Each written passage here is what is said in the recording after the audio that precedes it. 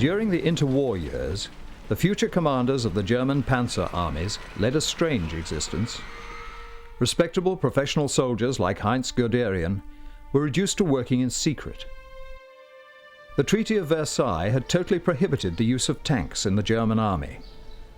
But with the help of Soviet Russia and the covert assistance of a small team of engineering specialists using disguised agricultural equipment, Guderian and his colleagues managed to keep pace with developments in tank warfare.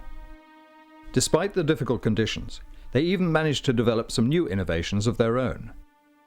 They could see the advantages that the tank could bring to the next war, and they developed new theories that centered on the use of the tank. Theories that would revolutionize the way wars would be fought.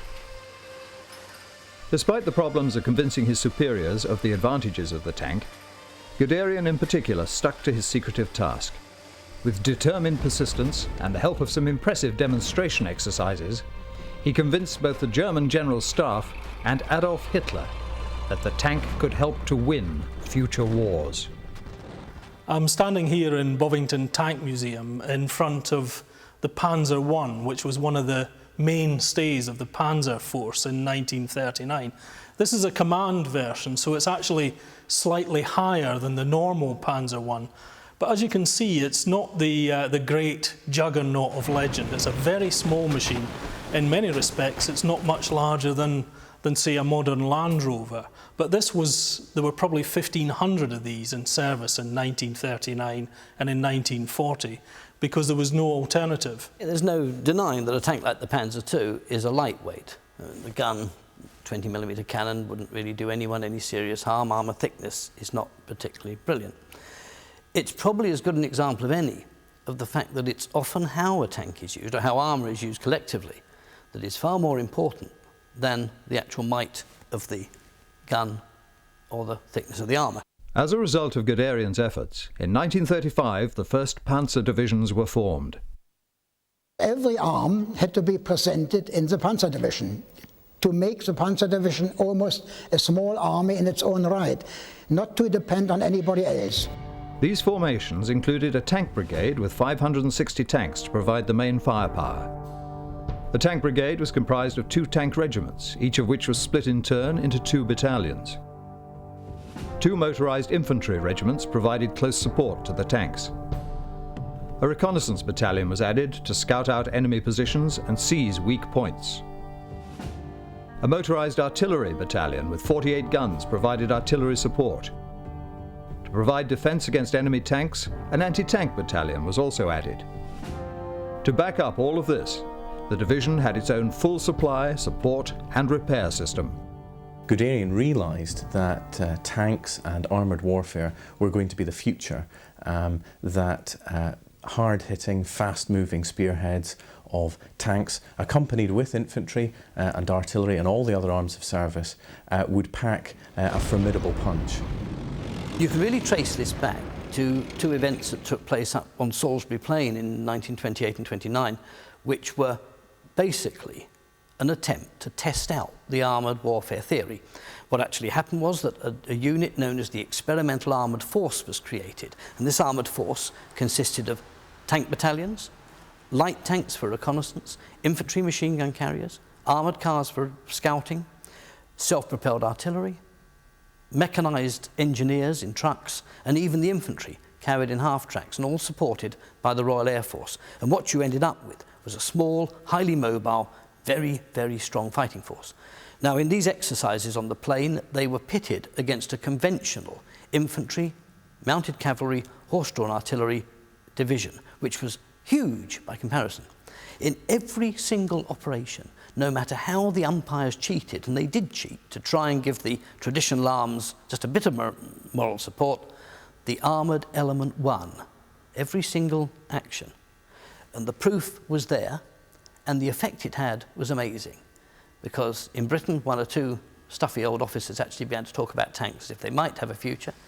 The people who took notice and the people who learned were the Germans. They could see that if a highly mobile striking force could be created, not just tanks, not tanks alone, you need intimate artillery support, you need preferably armoured infantry keeping up with you, you need everybody mobile in a package, and you need equally immediate air support, hence the Stukas and that kind of thing. And this sort of force sent against a conventional army will go through it like a hot knife through butter. The heavy tanks would be used as the spearhead to actually punch a hole through the enemy lines, and the lighter tanks would be used on the flanks to actually protect them against infantry and artillery attack and maybe other tanks. But the heavy tanks would be used primarily to push the way through and to keep going and to open the gap in the enemy defences. A great deal of accurate thought had gone into the development of this type of formation. The resulting Panzer division was a well-balanced force which could call on the support of any or all of the component parts to capture an objective. The purpose of this organization was to launch a speedy advance deep into enemy territory and keep going, spreading confusion, fear and panic in the enemy command and communication systems. One further innovation was the close links with the Luftwaffe, which could add even more firepower when needed.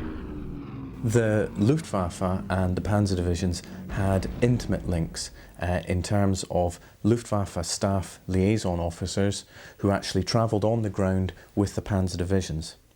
This meant that at any time, whenever a Panzer division came up against any particular trouble where it might need air support, there were already radio communications established with the Luftwaffe, which meant that the taxi ranks of Stukas and other Luftwaffe bombers could be called into play very, very quickly. And this flexibility and again the rapidity of the calling up of air support was vital and indeed an intimate part of German Blitzkrieg. The training given to these new Panzer warriors emphasized speed and independence of thought. When these units were unleashed, they offered a very effective weapon that their enemies found impossible to master. In Poland, this new force had the first opportunity to put their meticulous training into practice.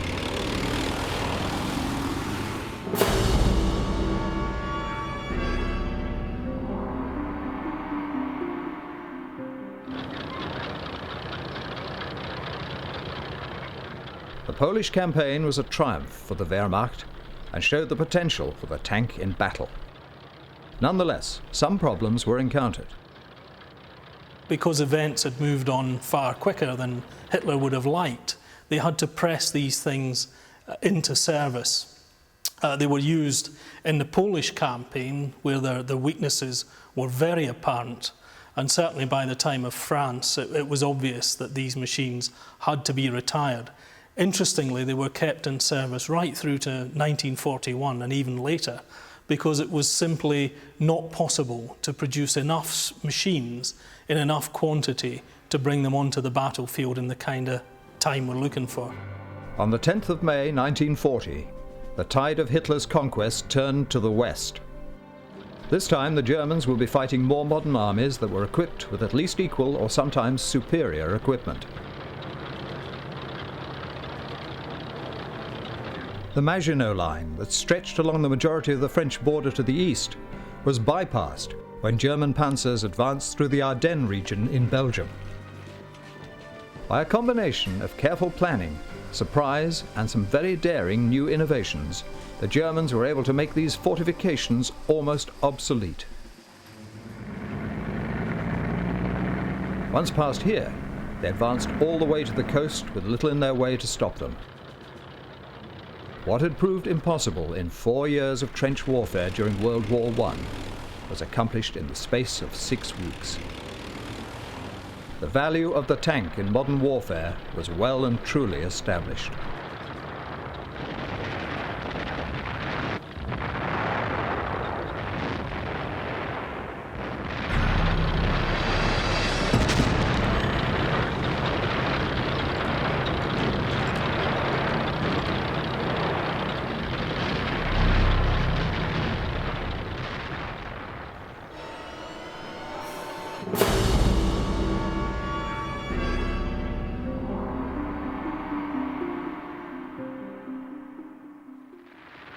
The tanks that helped win these early victories and create a new legend in warfare comprised 4 main German machines, supplemented by 2 tanks manufactured by the Czech manufacturer Škoda. The Panzer I and the Panzer II were mainly used as reconnaissance vehicles. The Panzer I had a two-man crew, driver and a commander, and was armed with two 7.92 machine guns.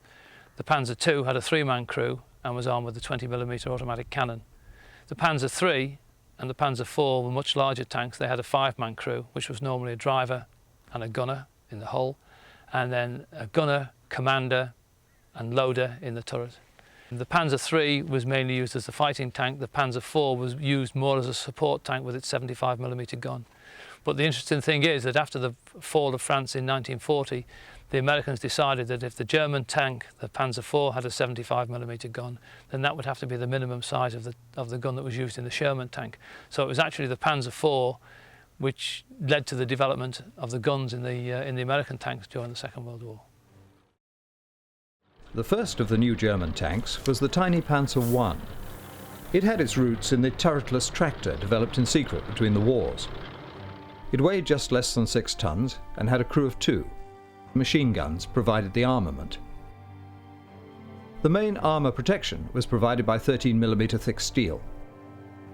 Although its limitations were exposed in Poland, this vehicle was used extensively during the campaign in the West. The Panzer I was designed as little more than an armoured machine gun carrier, and as such did not present a great threat to enemy armoured machines. As you can see, it's not a very tall vehicle. I'm not particularly tall and I come up to head height on the thing. It's very lightly armoured and very flimsy, but in 1939 this was the kind of vehicle you would face, and in 1940 these were the machines that swamped France and took part in that lightning campaign. It was basically a training vehicle to get used to a tank for the different drivers who would have to drive the heavier and bigger tanks. And they were quickly built. They had ordinary engines in it, nothing special, and were not very fast either. The Panzer II was designed to run alongside the Panzer I and provided a tank with armour-piercing capabilities.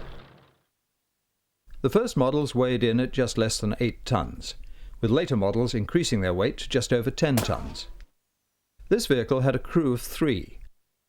One MG-34 machine gun and one 20mm gun provided the armament. The armour protection ranged from 13mm in the Model A to 30mm in the Model H.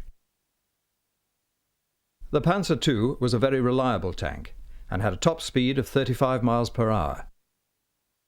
Like the Panzer I, this tank was effectively obsolete even at the start of the war. It lacked sufficient armour protection, and the 20mm cannon was not effective against the Allied tanks. The Panzer II was to be used as a reconnaissance vehicle, but found itself in the thick of the fighting, performing the role of a battle tank. The Panzer II is equipped with a 20mm automatic weapon which will pump out rounds at a fairly steady rate.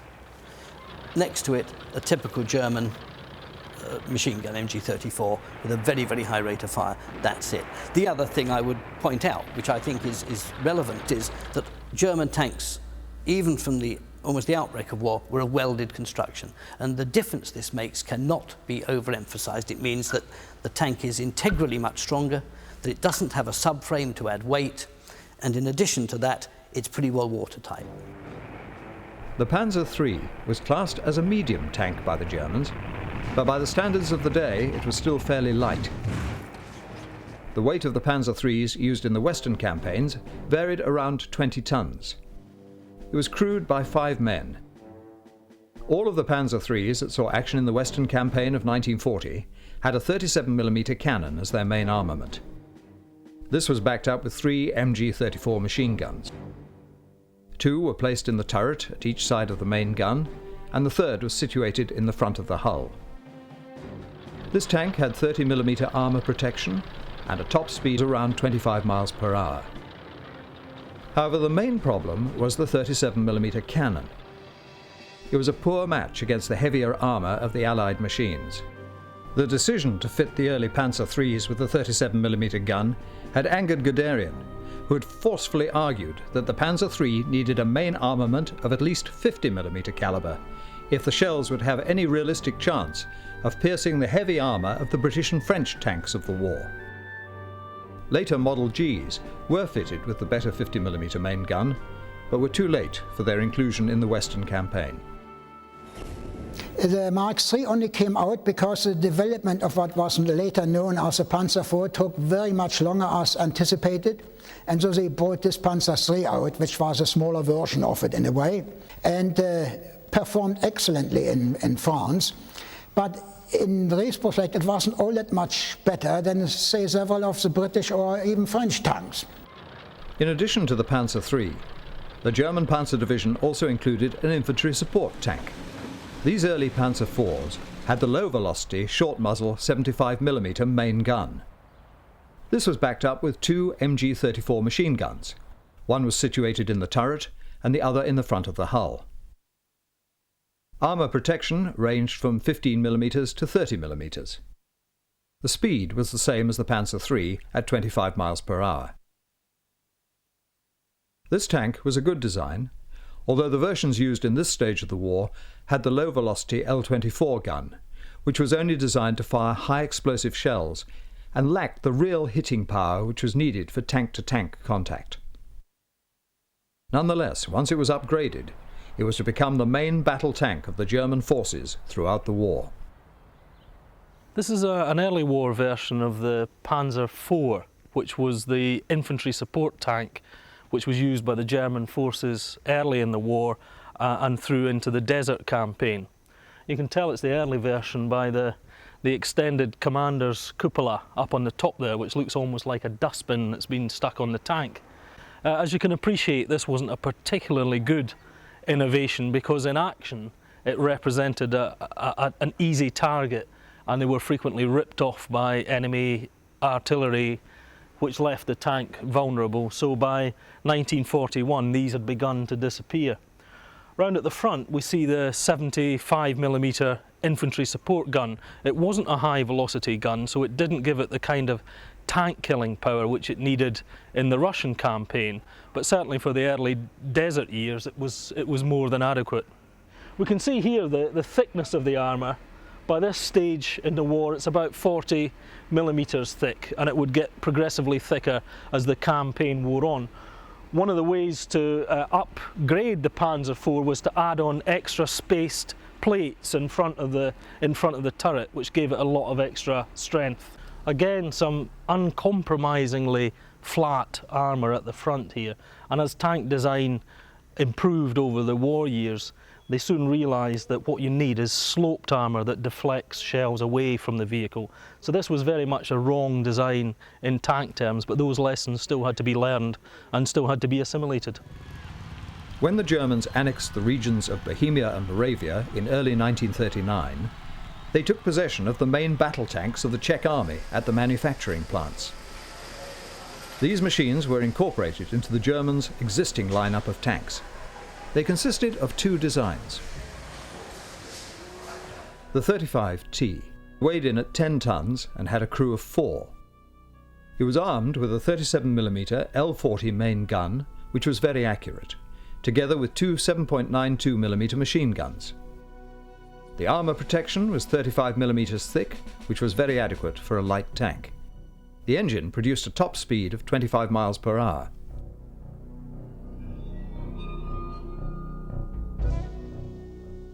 The second Czech design used by the Germans was the 38T.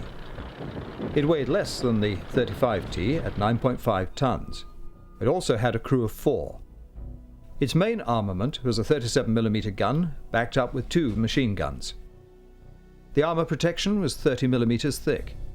It had a top speed of 26 miles per hour. Unlike the 35T, this machine was renowned for its reliability and ease of maintenance. These two light tanks made a very valuable addition to the range of tanks already available to the Germans. It has been argued that without these two machines, Germany would have been unable to conduct the offensive in the West. The 35T by 1940 was quite an old tank, so it was phased out after 1940. But the 38T was a very successful tank, used by the Germans very successfully in the fall of France. It was capable of taking on the British Matilda and some of the French vehicles. It was quite a fast, quite well armoured, and with a reasonable sized gun on it, being able to cope with the Matilda, as I said. It was such a good vehicle that was still used later on in the war and was developed into other forms of armoured vehicle, which later in the war you will see as various self-propelled guns and tank destroyers.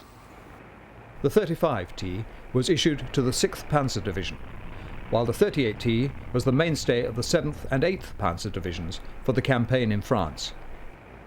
These Czech tanks were involved in the thick of the fighting, as the 7th Panzer Division provided the main thrust for the forthcoming battle. The 38T stayed in German service throughout the war under various guises, and finally ended up as the basis for the excellent Hetzer tank destroyer. In the Blitzkrieg of 1940, the 7th Panzer Division, that was Rommel's Panzer Division, was almost entirely equipped with 38Ts and 35Ts. In fact, there was nearly 400 Czech tanks took part in that battle. Now, the Czech tank, the 38T, had actually been offered to the British Army and was actually tested in England in Churchill in 1938, 1939, and the British found it wanting for various reasons. But the Germans were perfectly happy to use it, and it was a great success in the Battle for France in 1940.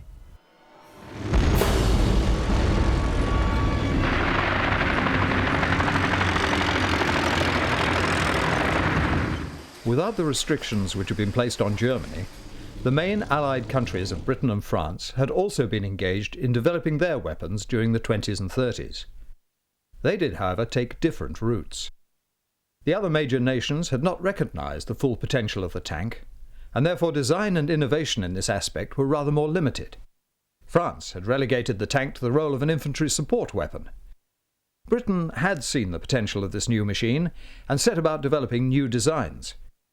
This is the tank known as the light tank Mark 6B, and they are really no more than a tracked reconnaissance vehicle. You might say an armoured car on tracks. The armour thickness is minimal. The average anti-tank rifle will go through it easily. So its job is to keep a low profile, to move about the country rapidly and gather information. They are not, strictly speaking, a fighting machine. It's basically a small light tank, very similar to the German Panzer I in performance and capabilities. Some people say one of the best things about this vehicle was that we left them all behind in Dunkirk because they were by that time an obsolete design. The Matilda Mark I was designated a light tank and weighed 11 tons. It was crewed by 2 men. The main armament was provided by a Vickers machine gun. Like the Panzer I, this tank was little more than an armoured machine gun carrier. However, unlike the Panzer I, this vehicle had very good armour protection that was 60 millimetres thick. This was double the thickness of the best German tank at the time. It had a very low top speed of 8 miles per hour. The tank's limitations were shown up in the French campaign. Although it protected its crew well, it was no match for the determined German Panzer crews. The one-man turret was a major drawback. Over 140 of these machines were sent to France, but all of them were lost in that campaign. It is an example of a tank built down to a price. It was ordered from Vickers Armstrong in about 1936, and the designer was told, we've got about sort of £15,000 to spend, build us a cheap tank. And the only consideration they put on it was that it must have armour thick enough to resist any known anti-tank gun. The idea was an infantry tank, and the infantry tank in the British sort of ideology of armour was a tank that would move slowly, that the infantry would follow when they're making an assault upon a fixed enemy position. So we're not talking about roaring across country at high speed, we're talking about moving slowly, probably attracting a lot of fire, hence the need to be bulletproof, and just to see the infantry onto their objective. Now this is fine if the enemy is prepared to play ball. If they're going to set themselves up in a nice defensive position and allow you to attack, great. If these are going to be used in open country with enemy armour milling about, they are in a very sorry state. And of course that is the situation in France in 1940. We've got the Germans on the move all the time, not standing still, not waiting to be attacked, and therefore these tanks cease to have a useful role. The Matilda II was designed to mount a 2-man turret and came about after the realization that the Matilda I could not accommodate this requirement. The Matilda II weighed 27 tons and had a crew of 4. It was armed with a 2-pounder gun backed up with a Vickers machine gun. It was very well protected, with 78mm armour thickness. The speed was a maximum 15 miles per hour. This is probably the best-known British tank of World War II. This tank performed well and remained in service throughout the war on all fronts. This tank, which is the better known of the two Matildas, was the replacement for the little infantry tank Mark I. We wanted a tank that could support the infantry and would therefore travel slowly and be resistant to enemy fire. For that reason, the frontal armour is 80mm thick. This was unheard of at that time. No one had built a tank with armour this strong. So in terms of its ability to survive on the battlefield, immensely high. But it was also equipped with the British 2-pounder anti-tank gun, which I think we've already established, probably one of the best anti-tank weapons in the world in 1940. It's interesting to ask yourself why we used an anti-tank gun in a tank that was primarily for infantry support. A lot of people ask that question because they basically believe that a howitzer firing high explosive would have been far more useful on the kind of battlefield they expected to see.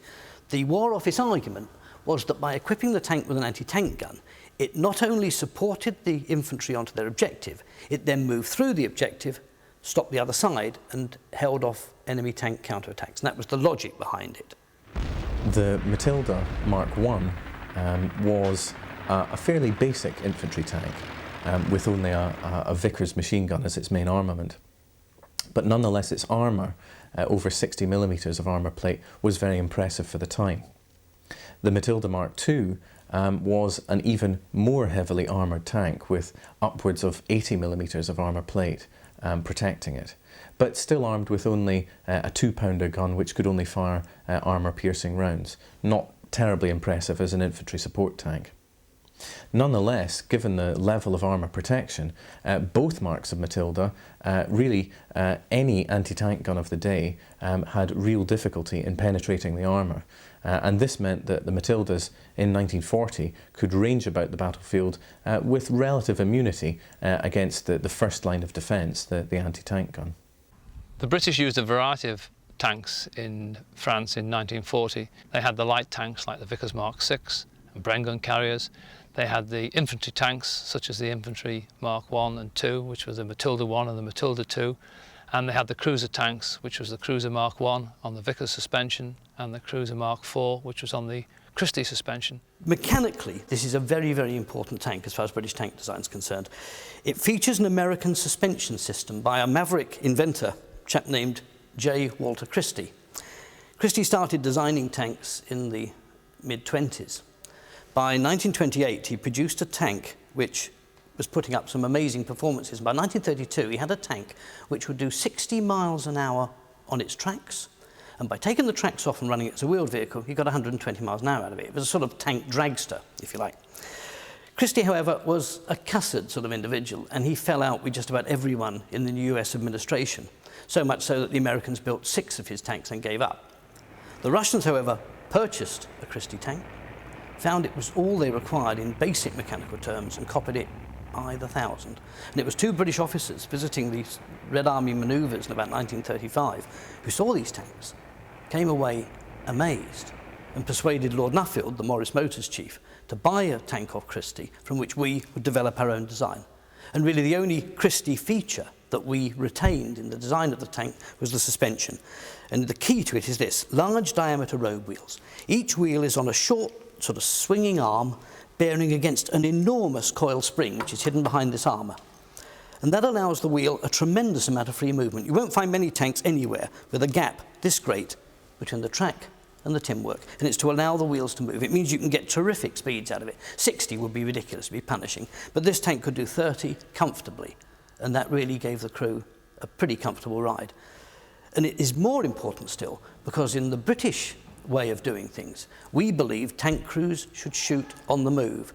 It meant that between the wars, just down the road from the museum here at Lulworth Camp, they trained firing on the move against moving targets and reached standards that were absolutely exceptional for their day. But remember, this is a small, trained army of highly motivated professionals.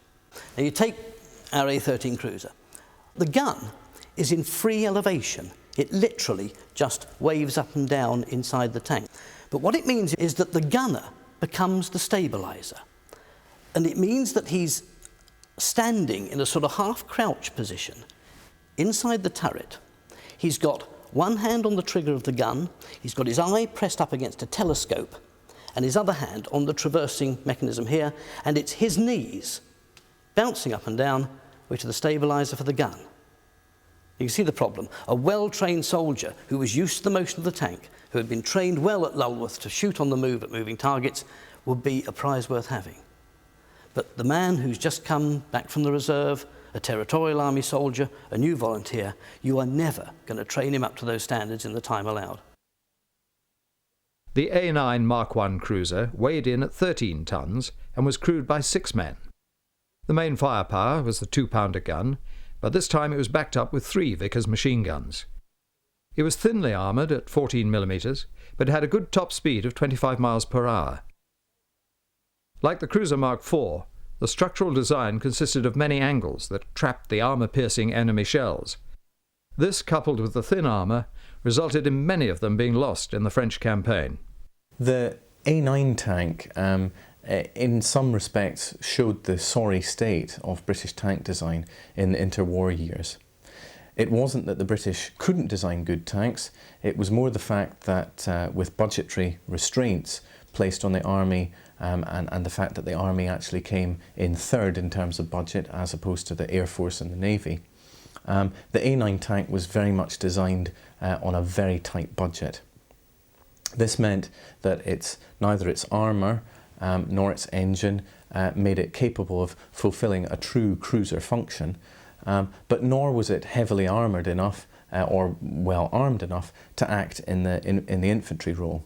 Thus it was a strange mixture of features and really wasn't a terribly impressive design and did not fare terribly well in battle. Well, this is a typical example of muddled thinking in tank design. It's totally transitional. For a start, and the most damning feature of all, are these little turrets. It's in addition to the main turret, which has got the 40mm, the 2-pounder gun, and a coaxial machine gun, you've got 2 tiny turrets flanking the driver's position, each with its own Vickers machine gun. This kind of thing appeared on many tanks built in the late 20s and early 30s. And of course, it has all kinds of problems. For a start, some poor wretch is bottled up in here. The other main problem with the turret is that you cannot increase the armour thickness. Because the way these 2 turrets are mounted either side of the driver's cab with virtually no clearance, any thickness increase in the armour will immediately jam them solid. So the 14mm armour to which this was built in the first place is all you're ever going to get. There's other problems. The tank requires a crew of 6, so it's labour intensive if you like. 3 in the main turret, driver in the cab there, and an individual in each one of these turrets.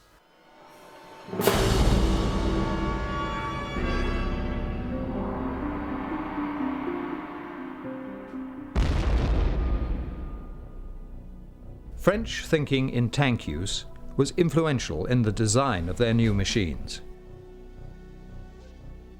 Like the British, they had 4 main designs available at the start of the French campaign. The Char Sommelier S-35 was a medium tank weighing 20 tons. A crew of 3 manned it. A 47mm main gun, backed up with a 7.5mm machine gun, provided the main armament. The armour protection was very good at 55mm. It had a top speed of 25 miles per hour. This tank was more than capable of tackling the enemy and was well designed. In fact, the Germans made use of them in their army after the campaign was over. This is a tank for a medium regiment for fighting other tanks. Therefore, more attention is paid to armour thickness and shape and to fighting capability. Now, unfortunately, the 2 tanks, the Char B and the Sommelier, have the same turret. So you've got exactly the same problem repeated. You've got 1 man in there who, in addition to commanding the tank, is working the main gun and the coaxial machine gun. The outstanding feature of the Sommelier, without any doubt, is this use of cast armour. It is said that this was one of the features that appealed to the designers in the United States when the Sherman first appeared. And they adopted cast armour for some of the versions of the Sherman tank, and there is some influence here. Mechanically, again, like most French tanks, it's brilliant. The suspension system, those the springs, is somewhat complicated, and you'll notice that the French in particular go to a lot of trouble to hide the suspension, something you won't see later in the war, but they shield it to prevent it being damaged. But in all respects, except its fighting capacity, and that is really more down to manpower and human resources than design, this was a very good tank in its day. The Char B1 was the heaviest tank in use by the French, weighing 32 tons. It was manned by a crew of 4. The main firepower consisted of one 75mm gun situated in the hull. This was backed up with a 47mm gun located in the turret. In addition, there were two 7.5mm machine guns on board also. The armour protection was an excellent 60mm. The speed was limited to 17 miles per hour, the weight being a deciding factor. This was a very good tank, and it gave a good account of itself in the fight against the Germans. The main restrictions were the hull-mounted 75mm gun that could only be fired straight ahead.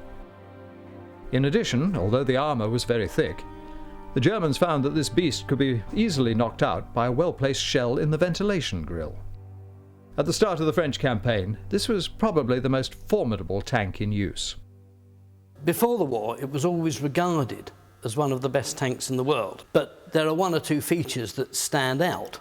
In the first place, the main armament, which is a 75mm howitzer, is located here in the hull alongside the driver. And although it will elevate and depress, it has no lateral movement at all. Every millimetre, or degree if you like, of lateral movement is made by swinging the whole tank around. And in a tactical sense, that ain't a terribly good idea. The problem is that in order to swing the tank accurately, to get the gun laid as directly on target as you can, required a very sophisticated steering system. This tank has it. It has a hydrostatic steering system which literally allows the tank to be nudged around a degree at a time. But that means the driver is intimately involved in laying the gun, which you don't have in a turret. Now, the French are an eminently logical race, and they therefore said, fine, if we're going to have the driver lay the gun by traversing the tank, he might just as well do elevation and depression as well. So the driver, using his right hand and using a little hand wheel, winds the gun up and down.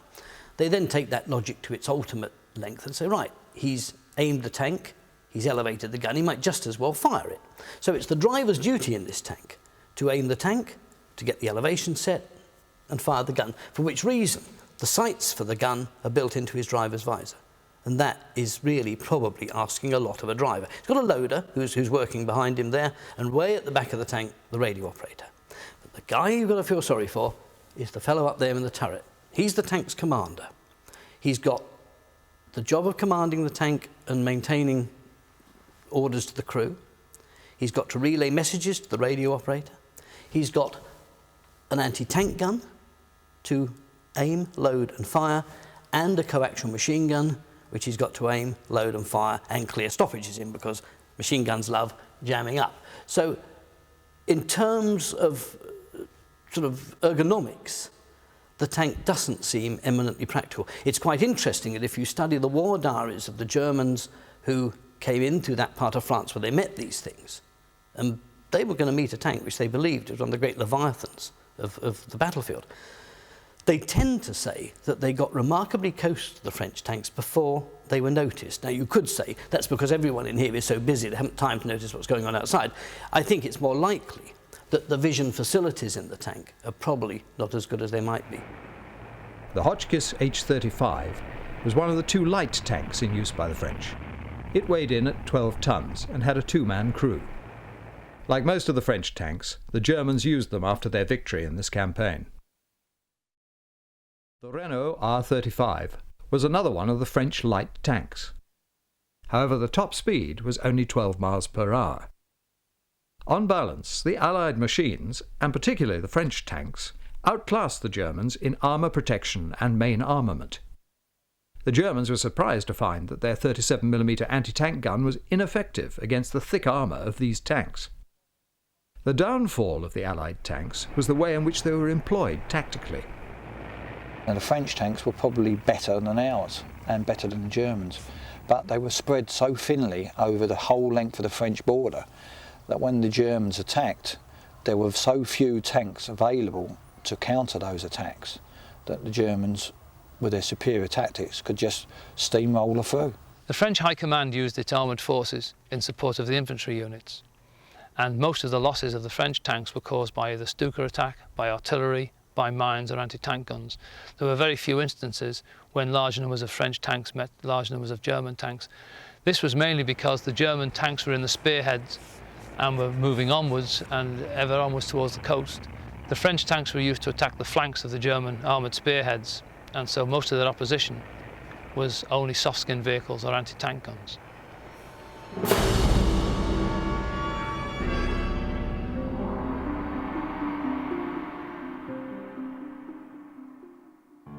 The campaign itself was codenamed Operation Yellow.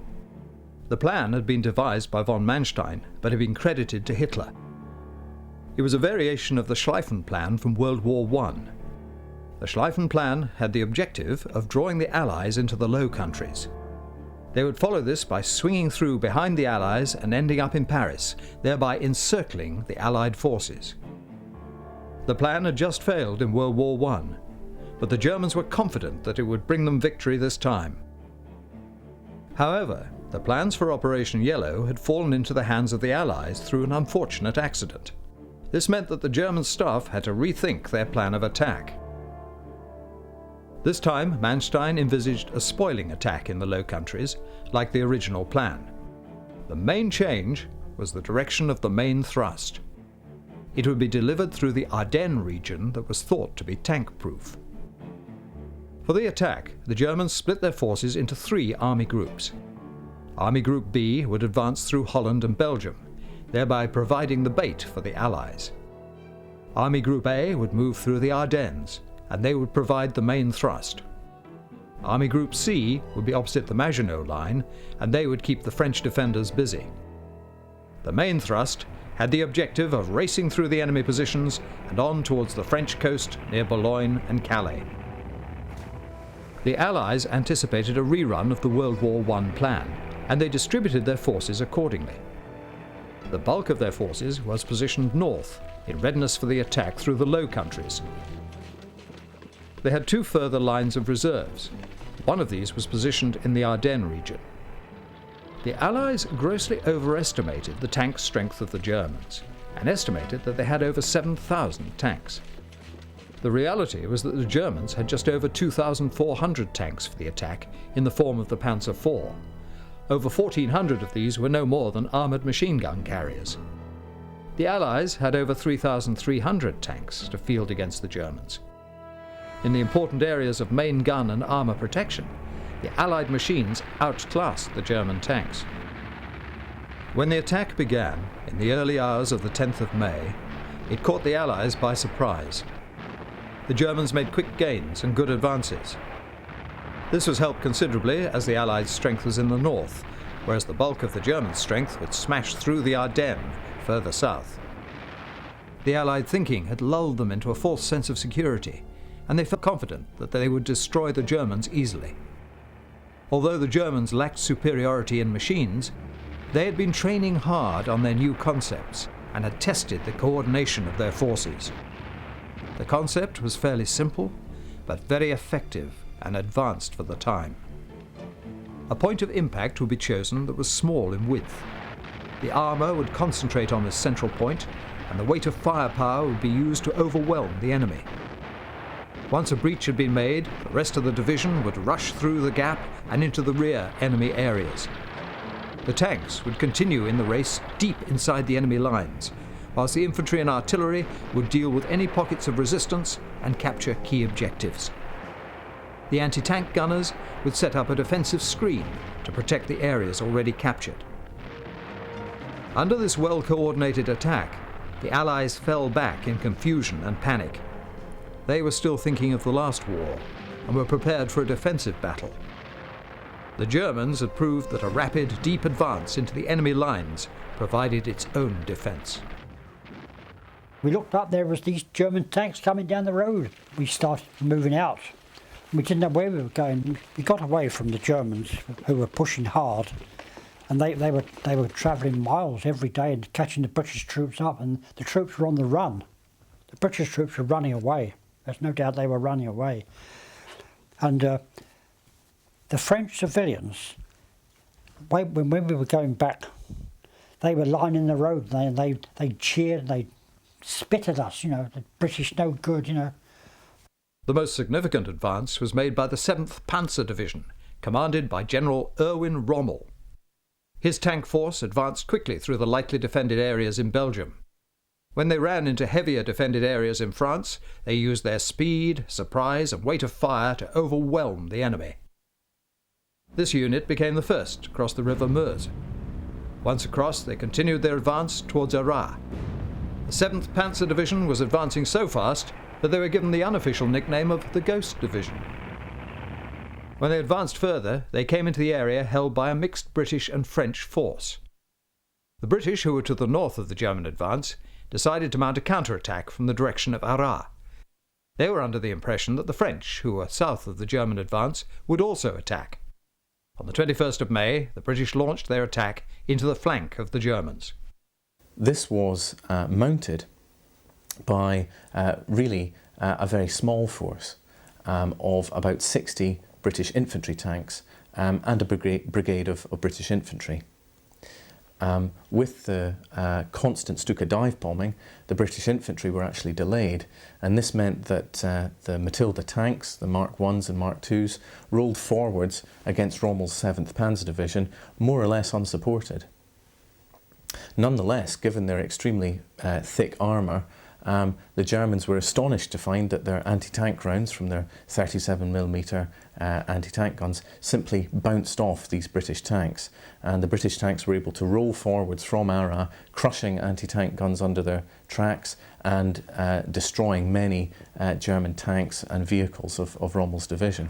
The threat they posed by storming across country in two sort of left and right hooks and attacking this German column was such that Rommel himself left his position with the leading tanks, came rushing back, because obviously if he'd been completely cut off inside France with the Brits and possibly the French across his tail, he would be in serious trouble.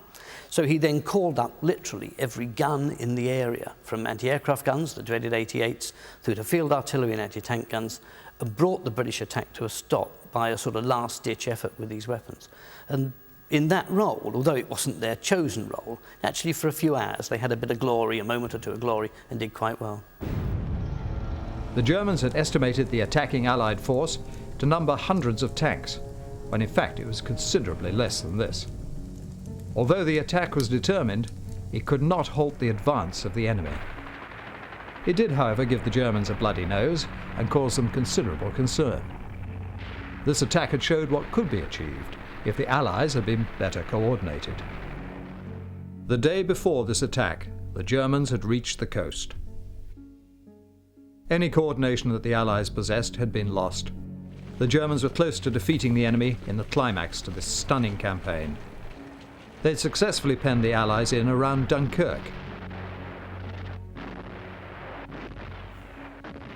However, after Hitler's famous order to stop the advance, the bulk of the Allies escaped to England. Once this area was secured, the Germans surveyed the mayhem that had been left behind by the retreating Allies. They had been forced to abandon all of their equipment, and the majority of this lay in ruin around the port. The German victory was not yet complete, and the next phase required them to turn south and concentrate on the remaining French and British forces that numbered some 66 divisions. We got down to the docks, and these Messerschmitts were machine gunning all the boats. There were a lot of boats in the dock there. They were machine gunning these people in the boats. And of course, a lot of our chaps got killed. But when we got on this boat, we had the chance to go on a bigger boat. And we saw this Messerschmitt come down, dive bombing, and they put a bomb right down the funnel of this big liner. It was the Lancaster. They killed ever so many troops in there. This part of the advance began on the 5th of June, 1940. Less than 3 weeks later, the enemy was completely defeated. The armistice was signed by the leaders of the destroyed French forces in the same railway carriage that they themselves had used at the end of World War I. This was the perfect end to what was almost a perfect victory for Hitler and his new Panzer army. The German victory had been spectacular. and had been a vindication of the Blitzkrieg concept. The part played by the German tanks had been crucial. In the space of 6 weeks, they destroyed the armies of Holland, Belgium, France, and Britain. The confidence of the Germans was at an all-time high. They had complete faith in their men and machines, in particular the tanks that had helped secure the victory. The close support of the Luftwaffe had also been a deciding factor and helped to instill terror upon the fleeing enemy soldiers. Hitler now regarded the war as almost won. New weapons development was restricted after this time due to the strains on the economy, and resources were routed to anti-tank weapons and the cheaper costing assault guns. The deficiencies that were apparent with regards to armour protection and main armament in these early campaigns were to resurface in later campaigns, but with greater consequences. With a sense of invincibility fresh in everyone's mind, a complacency and lack of urgency set in. Although Hitler was already looking to undertake the biggest gamble yet, the equipping of the armed forces did not undergo any serious redesign. After the French campaign, Hitler actually demobilised certain sections of the German army.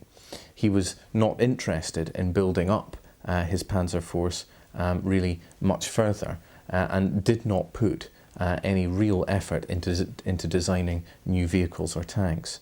Indeed, the infamous Führer order of late 1940, which forbade any work on any technical development which would take more than 1 year to complete, really stunted German technical development for the next campaign, for Operation Barbarossa.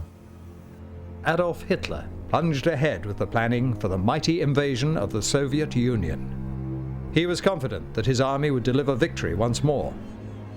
The men on the front line would quickly discover just how inadequate their tanks would be against the enemy.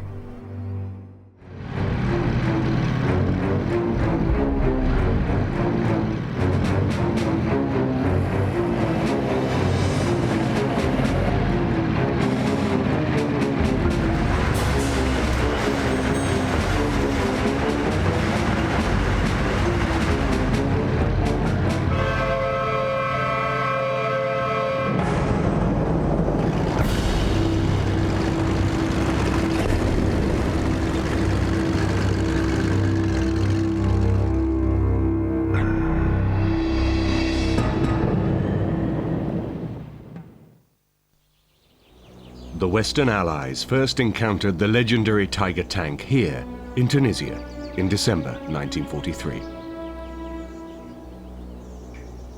Rommel's Desert War had been going from bad to worse for the hard-pressed men of the Afrika Korps, and they urgently needed a morale booster. They got it in the form of the new Panzer VI, the Tiger, the new German heavy tank weighing 56 tons and mounting a fearsome 88mm gun. The Tiger tank was, of course, would have been the heavy tank component in the modern German panzer divisions, made up, of course, from the battle tank, the medium battle tank, the Panzer, number 5, and number 6, the Tiger. As it turned out, of course, the Tiger reached the battlefield well before the Panzer, which the Panzer was a totally new concept and took longer in the end.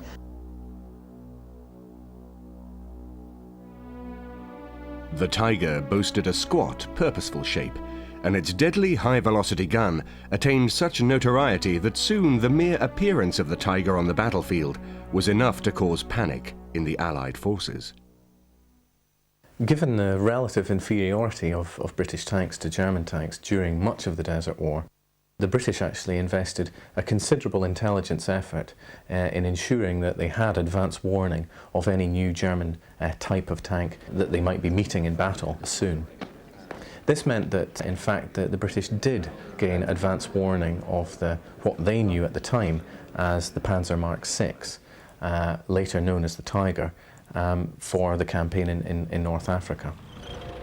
The Russians had first met the tank in September 1942. But the British had gained actually very little in the way of intelligence from the Russians about the nature of this tank. But through various intelligence sources, by August-September 1942, the British were actually well aware that a new type of German heavy tank might be used against them in North Africa. And by October-November 1942, British Enigma decrypts made it quite certain that a new type of tank had actually been delivered to Rommel and was about to be used against them. But at this stage, beyond various technical details, the British really had no clear idea about how effective a tank it would be. The psychological power of the Tiger legend was so powerful that soon the mere approach of any German tank force was enough to set the rumor running that Tigers were on the way.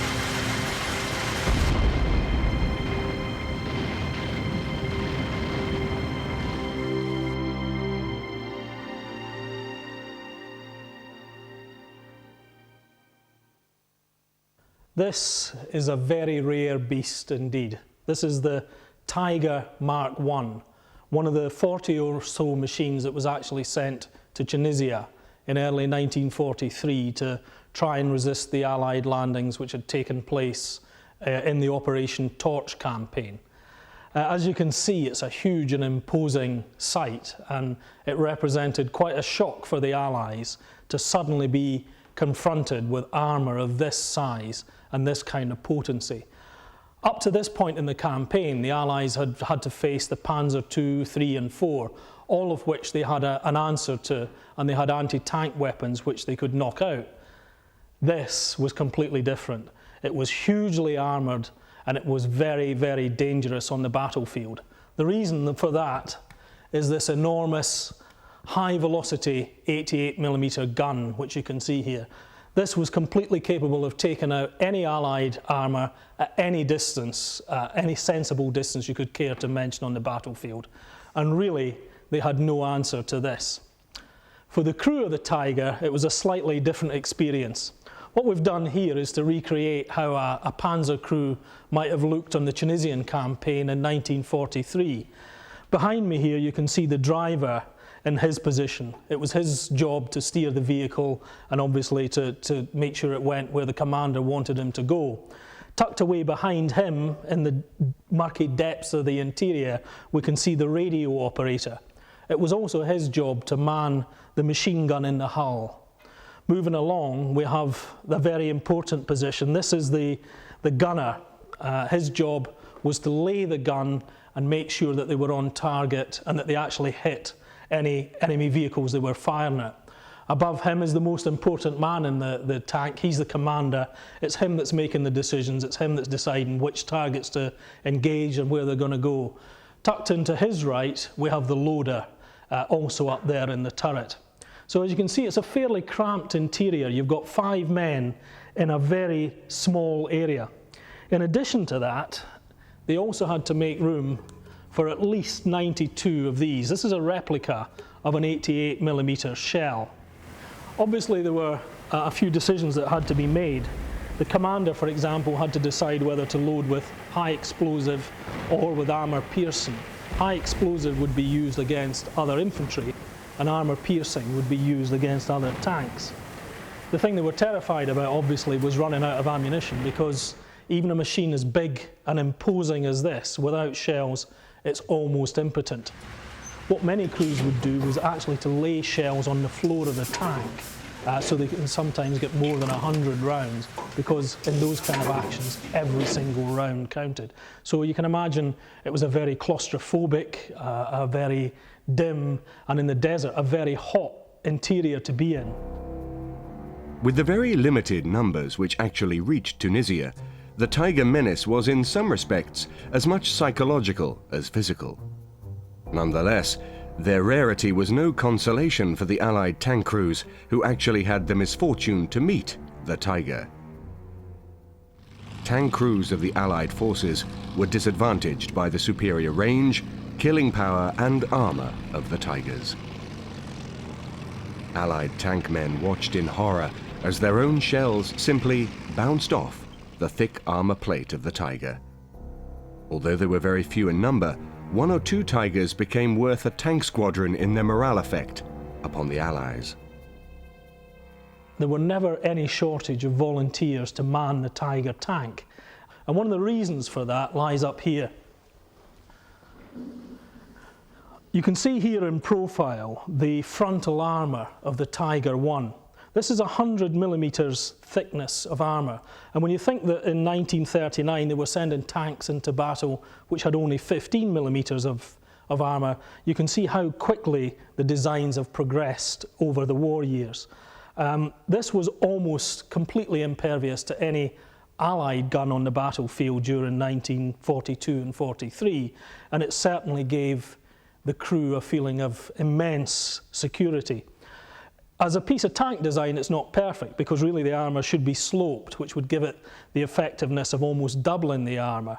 However, this was such an incredible thickness of metal at that time that there was nothing that could get through it. So despite the very flatness of the frontal armour, it worked perfectly. Of course, under these conditions, a setup like this looks very tame and calm.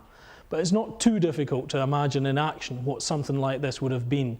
You had the roar of the engine, you had the gun firing, you had gases escaping from the gun into the driving compartment. The crew had to communicate by means of headphones because there was so much noise within the tank.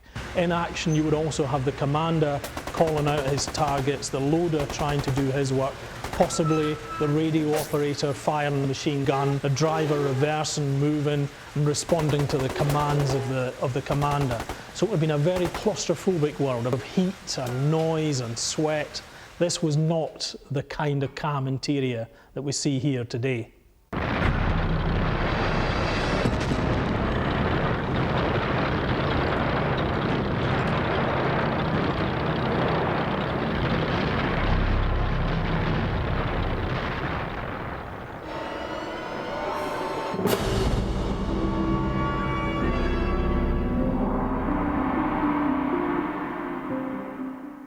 In response to the Allied landings under Operation Torch in November 1942, the German High Command had at last sent reinforcements to the hard-pressed German forces in Tunisia.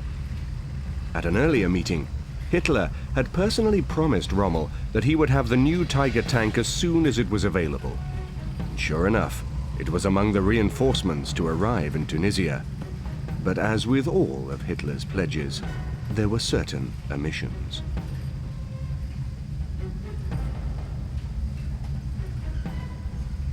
The actual Tiger strength was just 2 companies of Schwer Panzer Abteilung 501, with 18 Tigers each, and 1 company of the Schwer Panzer Abteilung 504, with 8 machines.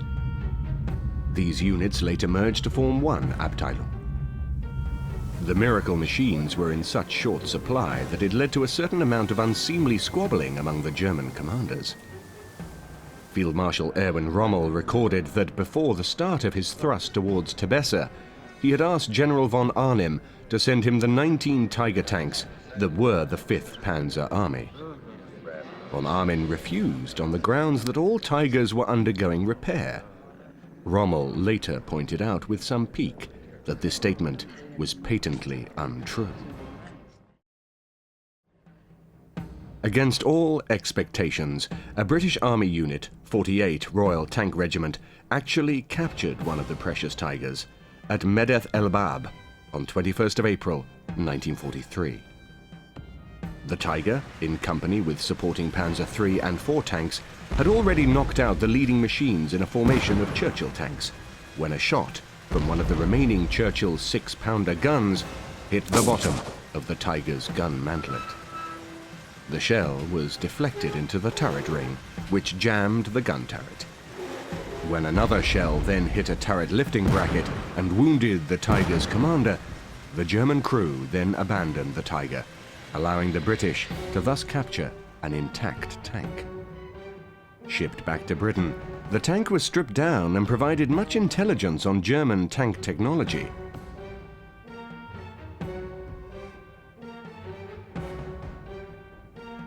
This is the hull of the Tiger tank, number 131 of 504 Schwer Panzer Abteilung.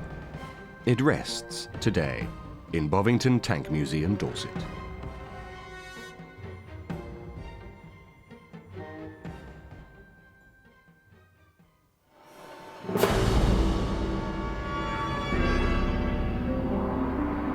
We've come here today to the Muckleborough collection in North Norfolk to have a look at this. This is the British Churchill tank, and this was the kind of vehicle that the British Armed Forces hoped would provide the antidote to the Tiger. Certainly the early signs were not good. These machines were first used in earnest on the raid in Dieppe, where they'd proved very unsuccessful, and in fact none of them had even really managed to get off the beach, and all were knocked out. Nonetheless, they were taken to North Africa, where they did prove rather more successful, and ultimately they were used in action in Italy and right through the European campaign into the final battles in Germany. In theory, the Churchill should have been the equal of the Tiger, but in practice that never really happened. Because the Tiger was a far more mobile machine, and the high caliber 88mm gun was always going to come out on top in a battle against the Churchill, who, although they used the very effective British 6-pounder gun, couldn't match the Tiger for mobility or armour protection. The Germans were absolutely horrified by the Churchill. They thought it was something left over from the First World War. They couldn't believe that the British had built this tank, and I think the very fact that it turned up at Dieppe must have made them imagine that it was something we were trying to get rid of. They criticised nearly every aspect of it. Don't forget, by this time they were beginning to get experience of the Russian front, and there they were meeting some mean tanks, and their view of the Churchill was so dismissive that beyond testing a few they never even bothered using them. Interesting that in the end, of course, the Churchill comes back to haunt them right to the end of the war. By comparison to the Tiger, the humble machines which had begun the desert battles only 2 years earlier were so primitive as to be almost comical. The North African desert was, in many respects, the ideal battlefield for tanks. But the desert was to prove a harsh mistress. It offered the tantalizing promise of success, only to withdraw its promise just at the point where victory seemed within reach. In turn, the Italians, the British, the Germans, and finally the Americans each experienced the thrill of conquest, followed by an unexpected defeat. The first to experience the roller coaster ride of ebbs and flows of tank warfare in the desert were the Italians. Italian tanks were no match for the British tanks and tactics, and in consequence, the British Army enjoyed great success against the Italians. In particular, the Italian light tanks were ineffective in the extreme. Even the Italian medium tanks had their limitations. What you got here is something that in the pre-war days was known as a tankette, a rather twee word for a lightweight fighting vehicle. In the case of the M1340, you have at least a sensible medium tank, which is comparable in many ways to its British counterparts, 1939-40. It's powered by a V8 diesel. It's got a reasonably powerful anti-tank gun mounted in a fully rotating turret and twin machine guns in the front of the hull. Being Italian, as you would expect, the automotive package is good. It was something they're masters of, always have been. But the construction of the tank, even by British standards at that time, and that's not saying much, is grim. It's not even riveted. The whole thing is bolted together. And the risks of rivets breaking up are bad enough. Bolt heads are bound to break up. All you'd need is an impact from a high explosive shell, and this thing would probably disassemble itself before your eyes. In contrast to the Italian tanks, the British Matilda tank was very slow, but effective. The Matilda was an infantry support tank with a top speed of just 8 miles per hour. For that reason, it had excellent armor plating, which was up to 80 millimeters thick. The Matilda was so heavy that 2 Leyland diesel engines had to be coupled to a single propeller shaft to push the Matildas along. The tank gun was the standard British 2-pounder, which was then the best anti-tank gun on the battlefield. But it was Matilda's ability to absorb punishment that earned it the nickname Queen of the battlefield. The unmistakable squat shape of the Matilda fought throughout the desert campaign. Some captured Matildas were even used by the Germans against their former owners. While the Matilda took on the job of supporting the infantry, the armoured punch of the British Tank Brigade was provided by the Crusader tanks. It was their job to engage enemy tanks. The Crusader turns up in 1941, and initially it is an impressive looking machine. It's a 5-man tank. That's 3 men in the turret, a driver in the little kind of box thing on the right, and another poor wretch in a small machine gun turret to his left. This first feature was the thing they rapidly got rid of. The chap in there was nearly cooked in the desert heat, and after you'd fired off a belt or two of ammunition, you'd virtually gassed yourself to death anyway. So it became very uncomfortable. They tended to remove that turret and use the area beneath it for ammunition stowage. The gun at that time was the 40mm, the British 2-pounder, and certainly as anti-tank guns went, it was probably the best on the battlefield in the North African desert at that time, go through anything that got in its way. The drawback was that the Crusader was woefully unreliable. The engine is a First World War V12 gasoline aviation engine built in the USA, but modified by a British company. The engine tended to shake to pieces in a tank that could quite comfortably do about 30 miles an hour on Christie suspension. This ended up leaking oil, leaking water, until the tank would break down. You had problems with the fan drives. They were chain driven, and you either had the chains too weak for the fans or the fan was too weak for the chain, one or the other, and they fell apart. You got sand into the coolant water. That got into the white metal bearings of the water pump, ate them up, and you have more cooling problems. You reach a point when the Crusader has such a dreadful reputation that the crews are beginning to dread going out in it. And yet, it's the first tank the British choose to fit a bigger gun to. No one, when they designed the Crusader, had any idea that it would be working in a desert environment. As an example of that, the air cleaners are actually on the wings, as it were, outside at the back. It's the last place you want them where sand is about, because they came clogged up very easily.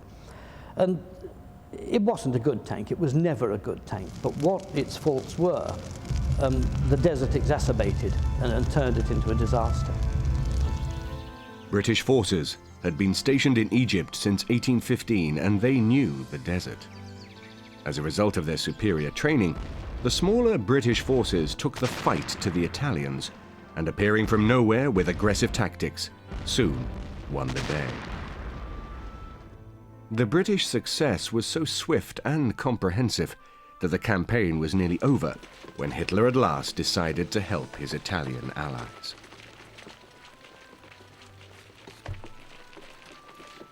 German forces entered the campaign in February 1941, and their tactics, leadership, and superior weaponry immediately changed the status quo in the desert. Rommel was an aggressive commander and exploited any weaknesses in his enemy to the full.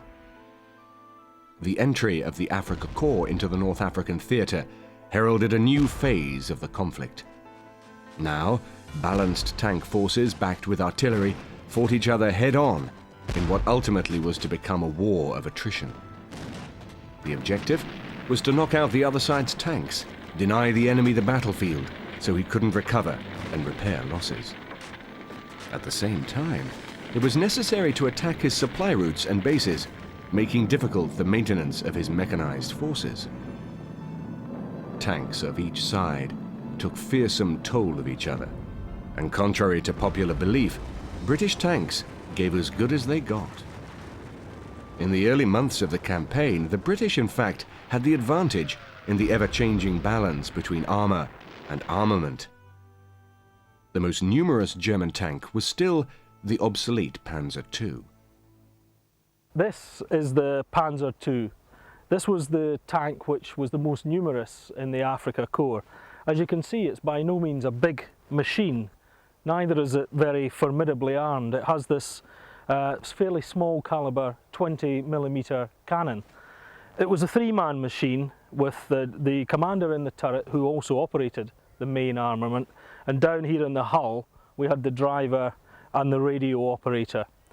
It's by no means a formidable vehicle, but this was the mainstay of the Panzer force in 1939 and 1940, and it was still used extensively in 41 and 42. This particular machine is done out in the Afrika Korps colour. We can see here the symbol of the Afrika Korps in front. This 20mm cannon wasn't nearly as effective as the main armament of the British tanks, so to an extent the Panzer II was outclassed as a battle tank. However, they were superbly handled and handled in mass under the generalship of the famous Erwin Rommel.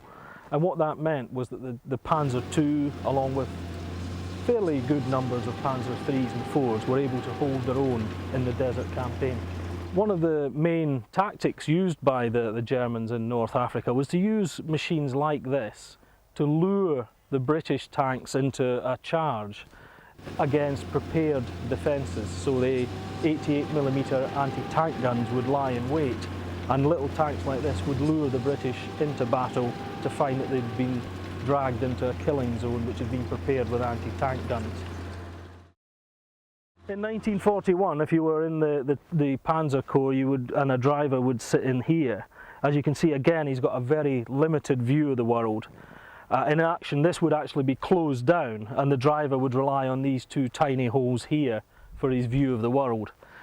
The commander had a reasonably good view in normal situations, but again, in action, both of these hatches would be closed, and the commander would rely on a little periscope in the middle here for his view of the world. So vision, as always in armour, is very limited, and the main thing about this tank is it has very, very thin armour for the period. It was already effectively obsolete by the time of the desert campaign. In the early phase of the Desert War, the German Panzer III had only 30mm of frontal armour, and the Panzer IV had even less at 20mm. Both of these machines could easily be pierced by British anti-tank weapons. In contrast, the early Crusaders enjoyed 40mm, whilst the doughty Matildas had double that at 80mm. The 50mm gun of the Panzer III could not pierce the armour of the Crusader except on the side, while the armour of the Matilda could not be penetrated even at ranges as close as 500 yards.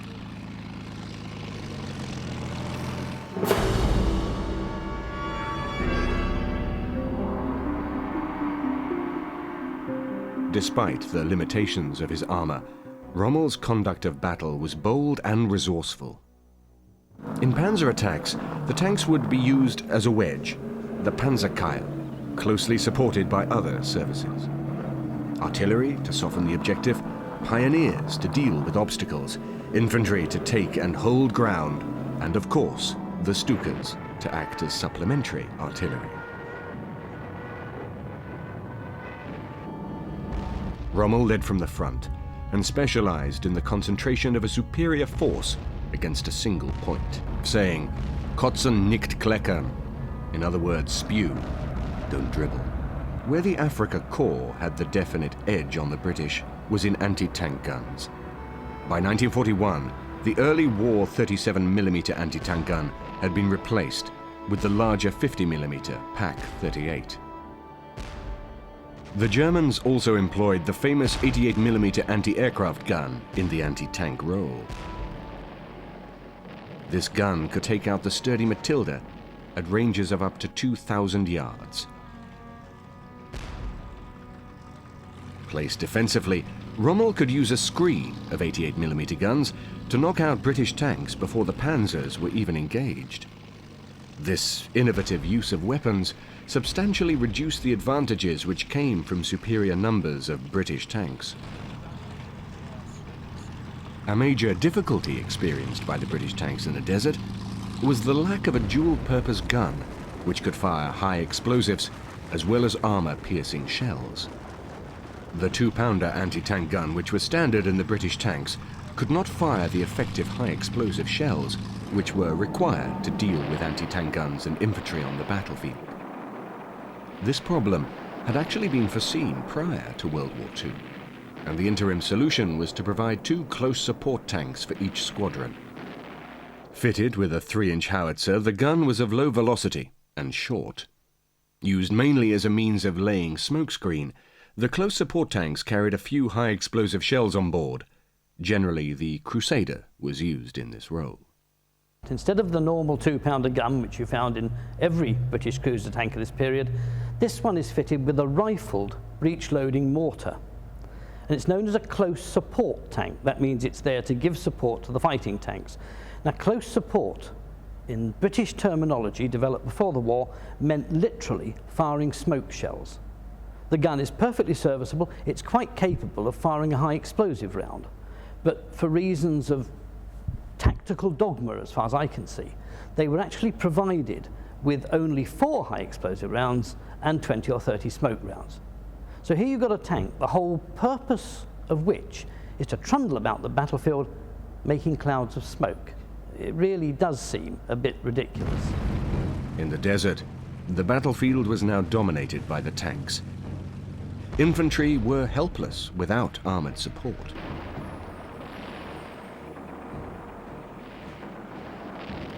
The balance of power between the Allied and Axis forces tended to be measured by who could field the most tanks.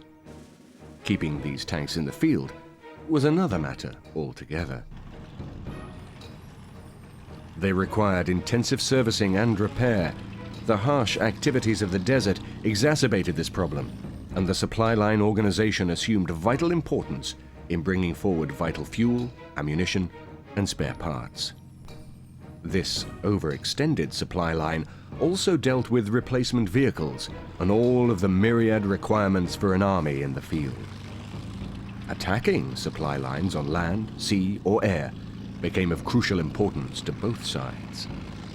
The more equipment and backup stores one could destroy meant less to face on the battlefield. The importance of the supply system extended to the recovery of tanks from the battlefield. Not all tanks knocked out by enemy fire were actually destroyed. Often they were brought in to be repaired. Those not immediately repairable provided much-needed spares for others. At the same time, the enemy had to be denied the opportunity to use the battlefield losses in this way. Repaired enemy vehicles could be pressed into service against their original owners, and enemy equipment salvaged from the battlefield provided intelligence on the latest vehicles, armor, weapons, and ammunition. This is the back of the Tiger, and obviously this is the place where the enemy would most like to get to, where the armour's thinnest and where the machine is the most vulnerable. It also has some quite interesting features, because behind me here you can see this massive steel tow rope which would be used either to pull this vehicle out if it got bogged down, or on occasion another vehicle, although technically they were forbidden from doing that because the strain of pulling another Tiger on a tow rope would often ruin the engine of the first Tiger. The official regulations that they were supposed to wait for the breakdown truck to come and tow them out, but there were very few of those, and in any event they were unlikely to get into a minefield or into action. So the crews of the Tiger were very concerned about breakdowns and how these vehicles would be retrieved, so they actually often hung these steel ropes in position ready to pull their own vehicle or to give assistance to another vehicle in action. The recovery mechanics and tank transporter drivers of both sides often plied their trade under fire. In the event that your Tiger did break down, this is what you needed to be able to move it. This is a FAMO prime mover. In addition, there was also a recovery version of this which had a huge spade on the back which would dig into the ground and give it the anchorage it needed to pull the Tiger.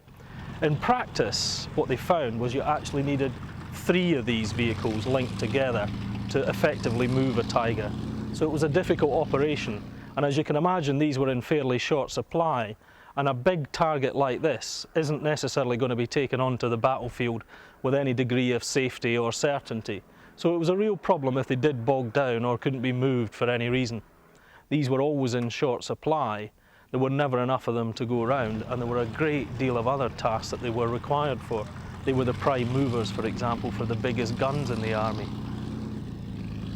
And they needed to manufacture as many of these as quickly as they could to make the army as mobile as it needed to be.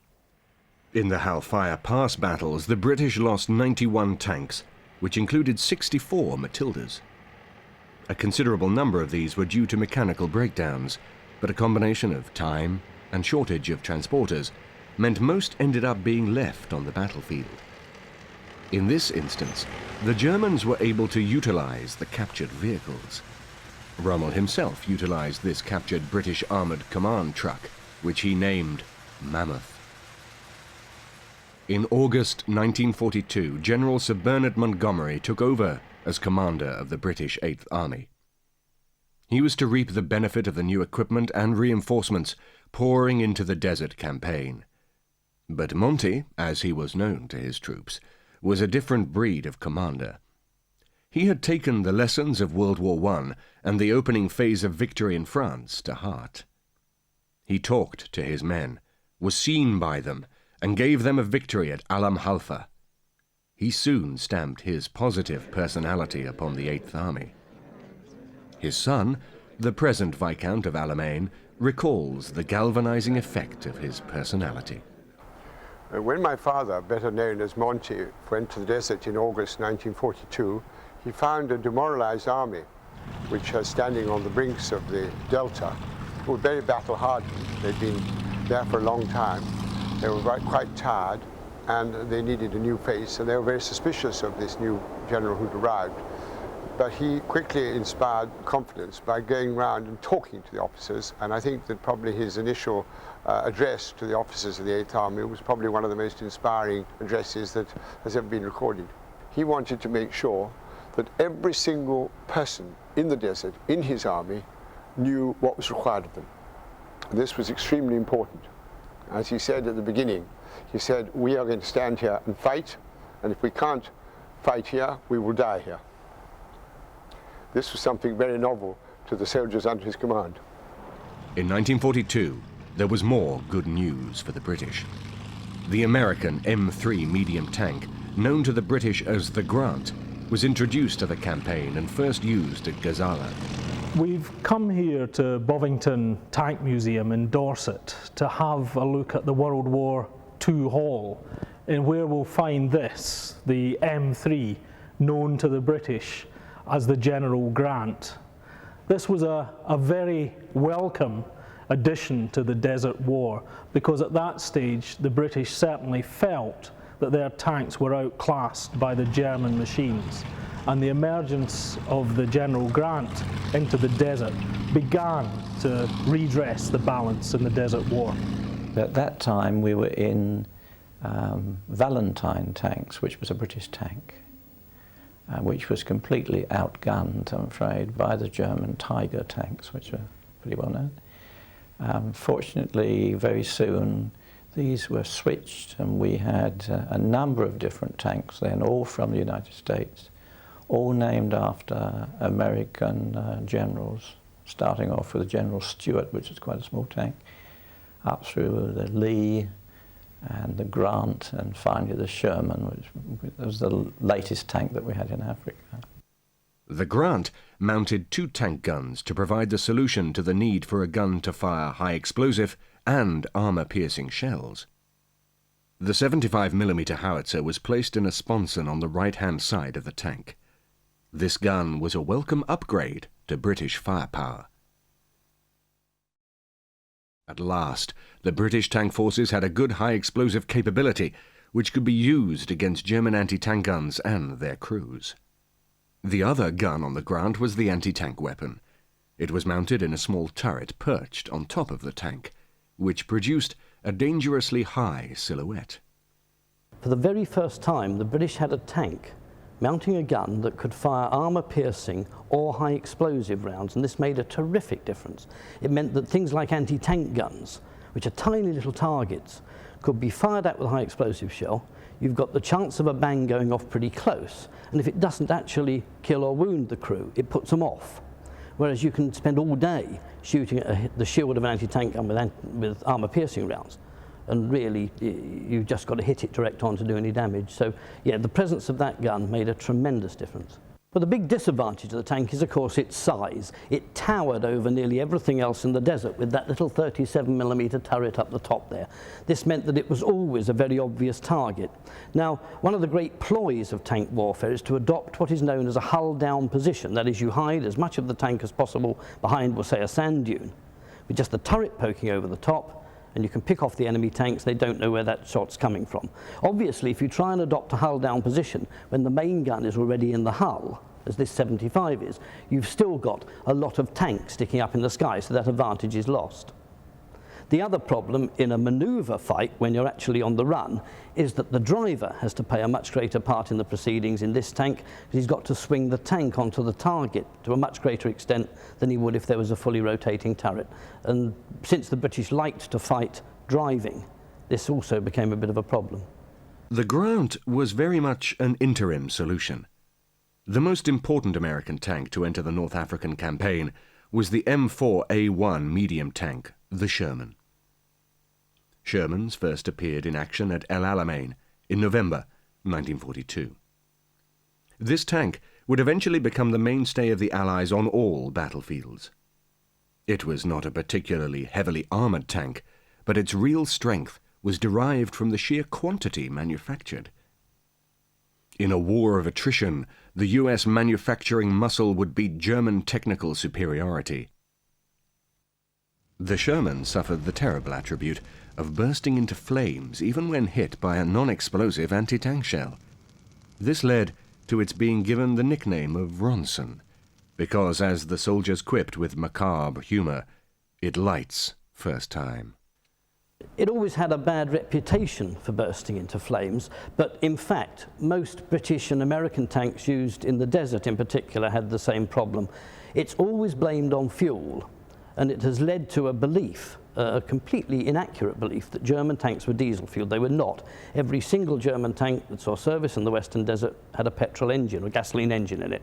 The reason our tanks caught fire, and a lot of ours were diesel-fueled, was because the ammunition was not safely protected inside the tank. It meant that the smallest shard of hot metal coming through the armour, getting into one cartridge case, igniting the cordite, and the tank's gone like that. So quick, it was darn difficult for the guys to get out. And all of our tanks, up until the time we introduced protected ammunition stowage, suffered from that one way or another.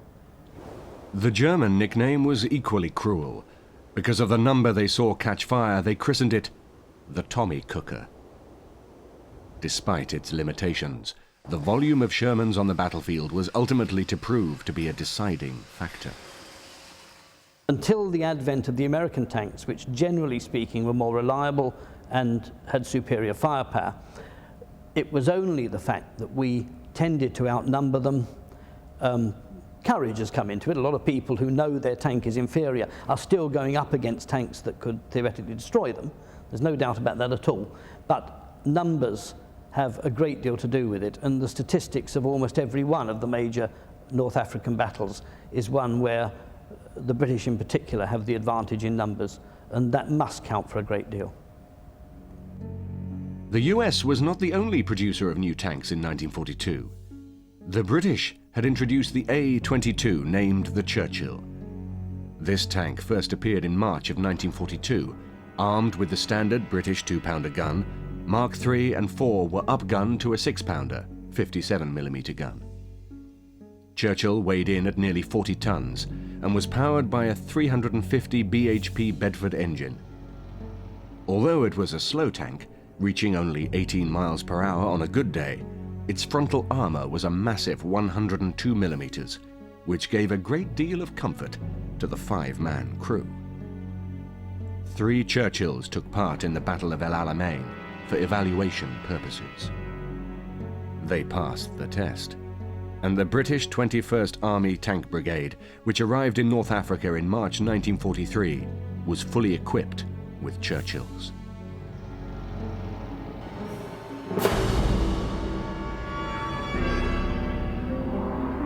Tank strength of the 8th Army had by August 1942 reached 935 machines, with an effective strength of tanks fit for action of 762. The numbers game was running against the Germans. Rommel could field only 200 tanks, but their qualitative situation had improved. 100 of the tanks were now Panzer III with the long-barreled, high-velocity 50mm gun, and 50 were the Panzer IV with the even more powerful 75mm gun. At the Battle of Alam Halfa, the main contest was between upgraded Panzers and the American-made ground tanks. For once, the British refused to be drawn into Rommel's carefully prepared anti-tank killing zone and fought on ground of their choosing. This time it was the Africa Corps who withdrew, leaving as casualties nearly 3,000 men, 49 tanks, 400 vehicles, 17 artillery pieces, and 38 anti-tank guns. The tide had turned. Ahead lay the Battle of El Alamein, after which the Africa Corps would be pursued to the final battles in Tunisia. As the Africa Corps began to retreat, they also lost the battle for another important aspect of desert tank warfare: recovery and repair. Tanks knocked out in battles by shells, mines, or breakdown could not now be rescued on the retreat.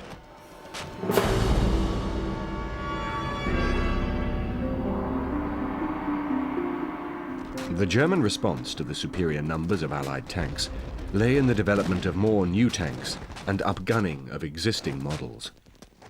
The Panzer IV was now the mainstay of the German tank divisions, and it was found to be capable of further development. Only a few modifications were required to upgrade the tank to accept the highly effective long-barreled L-43 gun. The gun itself had to be fitted with a muzzle brake in order to prevent the gun recoil from taking off the breech block. The muzzle brake on a gun is fitted on the barreled end to allow gases to vent from behind the shelf before it leaves the muzzle, thus reducing the recoil force. Many of the early Panzer IVs were actively fitted with the new long L-43 gun in the field. The last variants of the Panzer IV to appear in Africa were fitted with an even more powerful gun, the L-48, which fired a shell at even higher velocity. The Panzer IIIs were also modified. Increased use of the Panzer IV in the anti-tank role left a need for infantry support tanks. The British called these upgraded tanks the Specials. As the Panzer III was being fitted with the short-barreled infantry support gun, which had originally equipped the Panzer IV, in effect the two tanks had swapped roles in mid-campaign.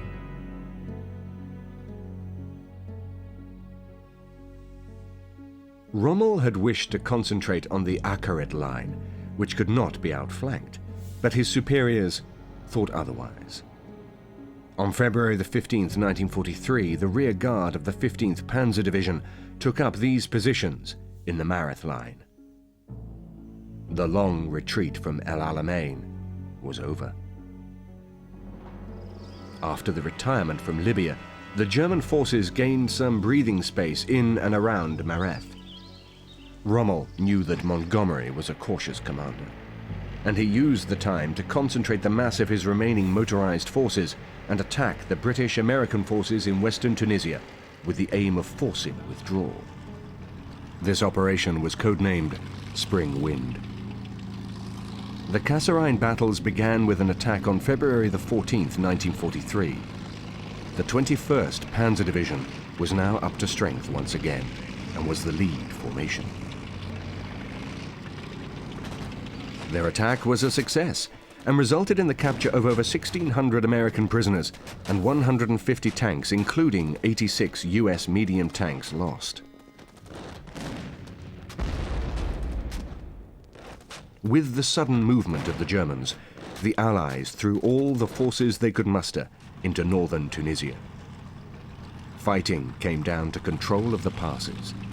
The weather made the going bad for vehicles, but at the same time kept the Allied Air Force at home. Air attacks would have been disastrous within the confines of the narrow passes.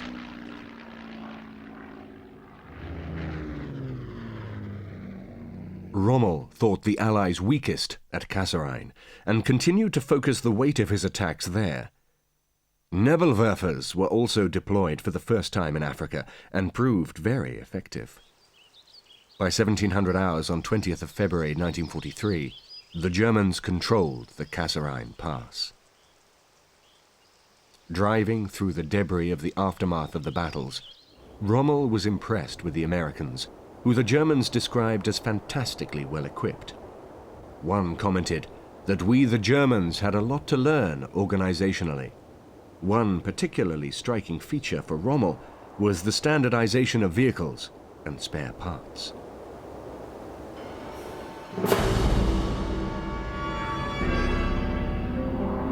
The success at Kasserine was to prove a Pyrrhic victory. With the prospect of real success opening up, Rommel pushed his meager resources beyond their capabilities. The advance was pursued too far, and the Allies were able to exploit their superior numbers to turn the tables on Rommel. In the wake of his failure, Rommel rushed south to join his remaining forces in the Marth line and once more confront Montgomery's 8th Army.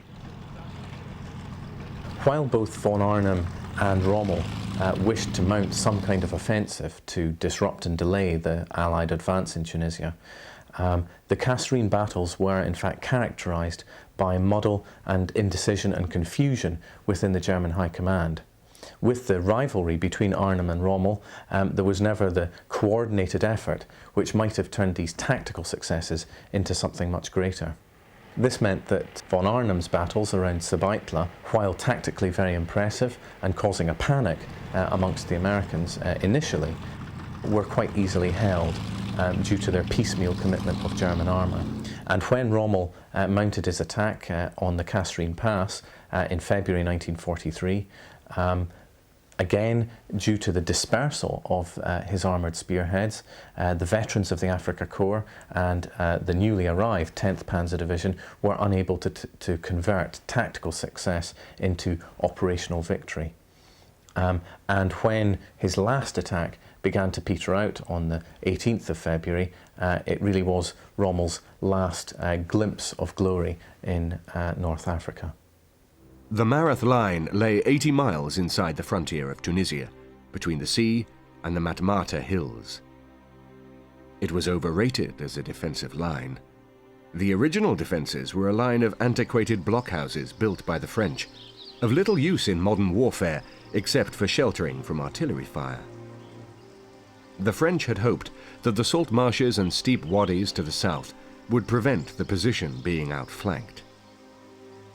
Rommel's inspection of the area led him to believe that well-trained soldiers could surmount these difficulties.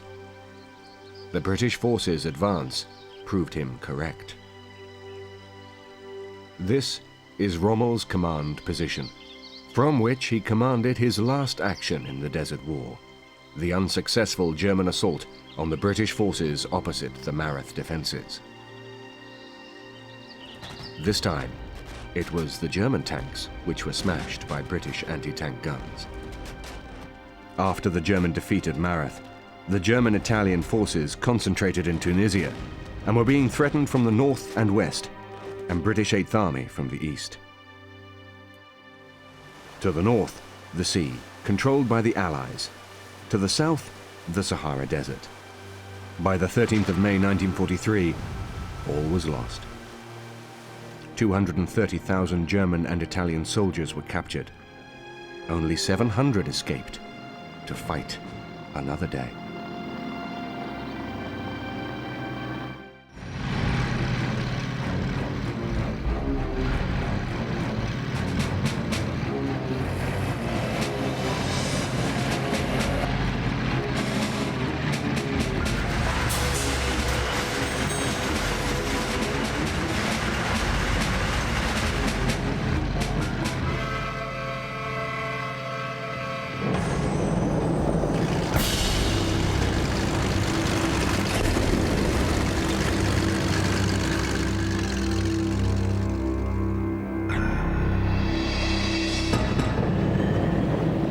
Hermann Göring ominously summarized German policy towards the Soviet Union when he made a typically sinister speech late in 1941. Many tens of millions in the industrial areas will become redundant and will either die or have to emigrate to Siberia. In little more than 1 year, Göring's promise had been made good. Hitler's armies had reduced vast areas of Western Russia to dust and rubble and subjected the Soviet peoples to unimaginable brutality. Russia experienced an agony of brutality as she was dragged through a nightmare of slaughter to the edge of extinction. The launch of Operation Barbarossa, the invasion of the Soviet Union on the 22nd of June 1941, was Germany's most desperate gamble of the Second World War. It was a gamble Hitler felt compelled to take if his ambition of the complete subjugation of Europe was to become a reality. 3 million German troops were initially committed to the most appalling conflict in the history of warfare. In the course of the next 4 years, she would need to find 3 million more. The whole ideological thrust of the German plan for war was different. This was not a conventional war of conquest. It was intended to be a war of extermination. It was intended to root out what Hitler called the Jewish Bolshevik gang who ran Russia. It was designed to destroy the political structure both of the Soviet Union and of the Red Army. In consequence, the terrible barbarization which set in at the first stage in the Soviet-German war was to become the overriding feature which persisted until the very last day of that war. Standing between Hitler and the realization of this vision were the armies of the Union of Soviet Socialist Republics, a fighting force whose condition of disorganization was mirrored by the paranoia of its political leadership. The disarray in the ranks of the Red Army was a direct result of the excesses of Stalin, who had carried out a systematic purge of the Red Army. In 1936, Tukhachevsky, Chief of Staff of the Russian Army, was executed for treason following a trial which lasted only a single day. 6 of the 8 generals forming the court-martial which condemned him were themselves to follow suit soon after. By the end of the purge, the Russian army had lost 3 of the 5 remaining marshals of the Soviet Union, all 11 deputy ministers of defense, 75 of the 80 members of the military Soviet, all the commanders of the military districts, 13 of the 15 army commanders, more than half the corps commanders, and approximately 30% of the officers below brigade level. The performance of the Russian tank forces was affected by 3 major considerations. The first one was that during the purges in the late 1930s, early 1940s, well over 90% of all the tank commanders were shot. And so there was a dearth of experienced tank commanders. A lot of the senior commanders who were actually replaced after the fiasco in Finland in 1940, they were actually reinstated, even though they had a poor track record. They went back in and commanded these units. The units, because they were so large, because there was over 24,000 tanks, the Russians really couldn't afford to spend a great deal of time training the crews. And most of the training that the crews had had was for exercises more for the Politburo and for propaganda purposes, rather than actual tactical exercises. And the third factor was there was very little in the way, or almost no spare parts. So when a vehicle broke down, unless they cannibalized another vehicle, there was no spare parts for that vehicle. This great offensive, codenamed Barbarossa, had been fermenting for a long time in Hitler's mind. Firmly rooted in National Socialist ideology was the conviction that Germany's destiny lay in the East. Once more, Hitler needed a quick war. Once more, he needed it soon. It was his instinct that Germany would never stand so strong as she stood then. His gambler's instinct told him that if he delayed even 1 year, the crowds that cheered the latest successes so fervently might no longer be willing to follow him into so hazardous an adventure. And there was no greater military adventure than the invasion of Russia. As the German build-up towards Operation Barbarossa continued, Stalin's attempts to pacify Hitler grew more desperate. Stalin felt he was continuing to buy time by these unrequited concessions. But his use of the breathing space, which he had already obtained, was totally devoid of any worthwhile attempt to remedy his military disadvantages. Stalin was well aware that sooner or later the Germans would attack, but what accompanied this was as follows, actually.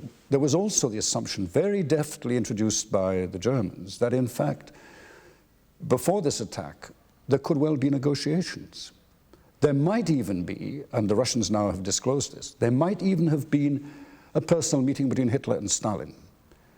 And Stalin therefore became persuaded that there were two elements to this German position. One was that the massive German military buildup was in fact, if you like, not an inducement, but a form of coercion to force him into a negotiating position. And on June the 14th, he made this perfectly plain by the famous TASS statement saying, look, we know what you're up to. We know all about these concentrations, but there is nothing to prevent a settlement of Soviet-German relations. That was the first thing.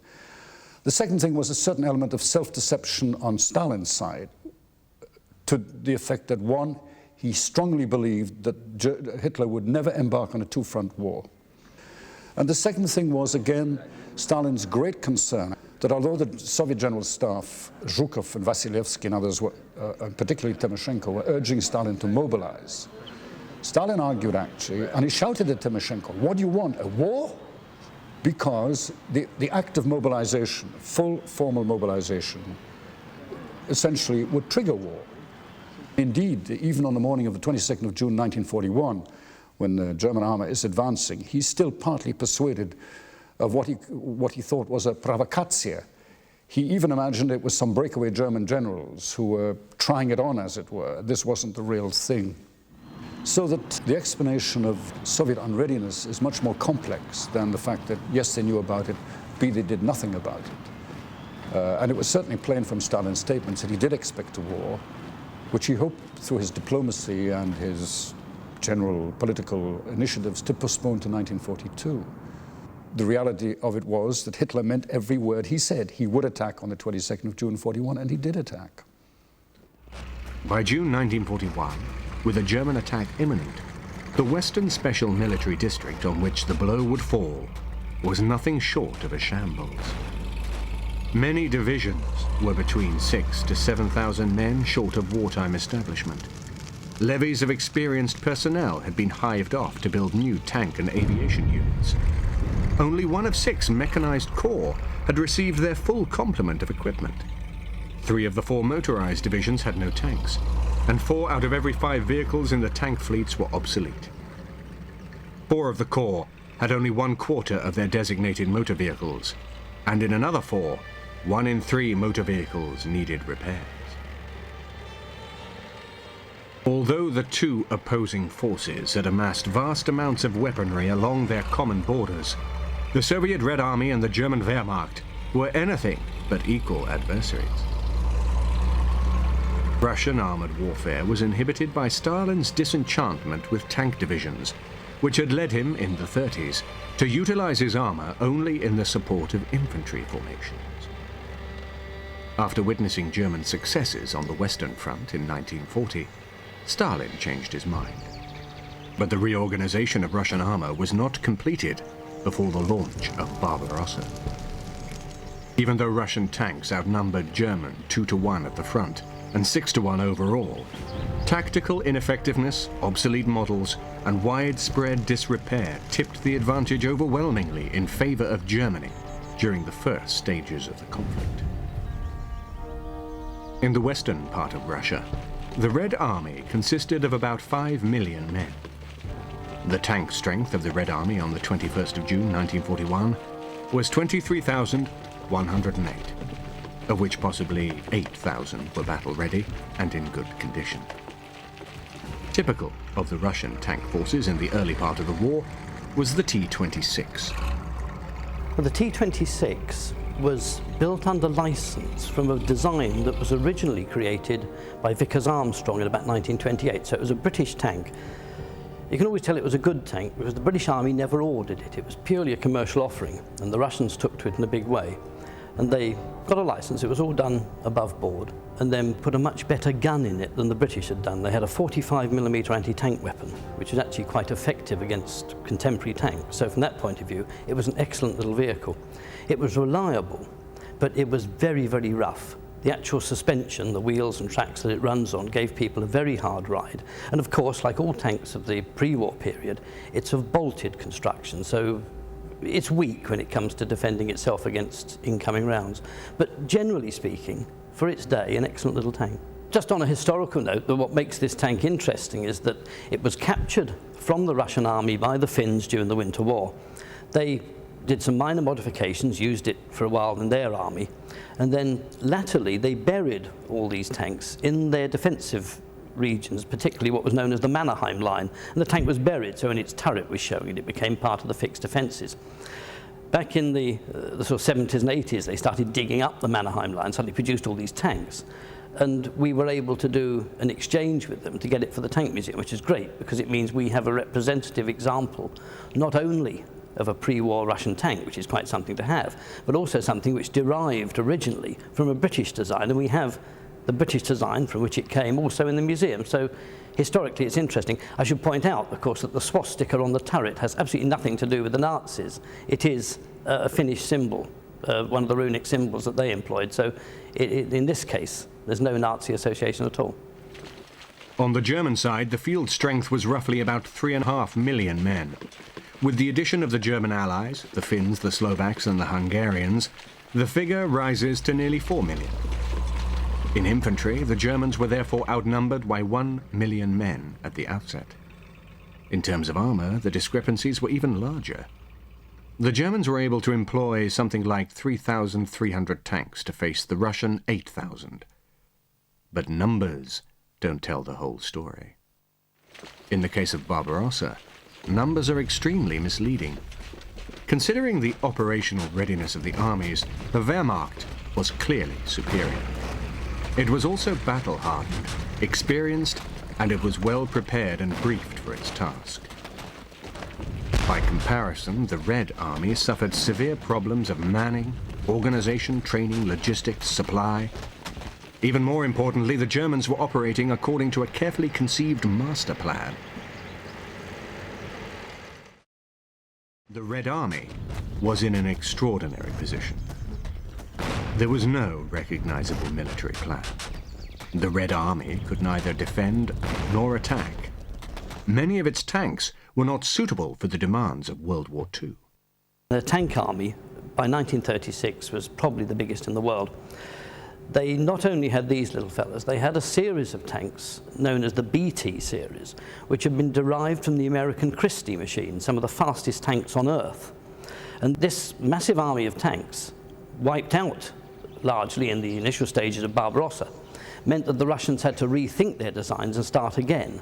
So you almost, and it would be a dream to some tank armies, get a clean sweep of the board. And the Russians then come back with the T-34, arguably one of the best tanks of the Second World War, and the heavy KV series tanks, which they then fitted into their army. So really what you're seeing is the Germans kindly clearing up for the Russians a load of old junk which they'd had on their hands since the mid-30s. The first part of the war was really not an occasion for praising tank commanders. That was a martyrdom of Soviet tank troops. Though one or two people did emerge which were very important. For example, Chernyakhovsky, who was very young, he must have been about, yes, he was just in his very early 30s. He commanded a tank division in the terrible days of 1941 and really proved himself to be a very capable commander. He, in fact, went on to become not only an army commander, but a front commander. That gives you some idea of the caliber of these people.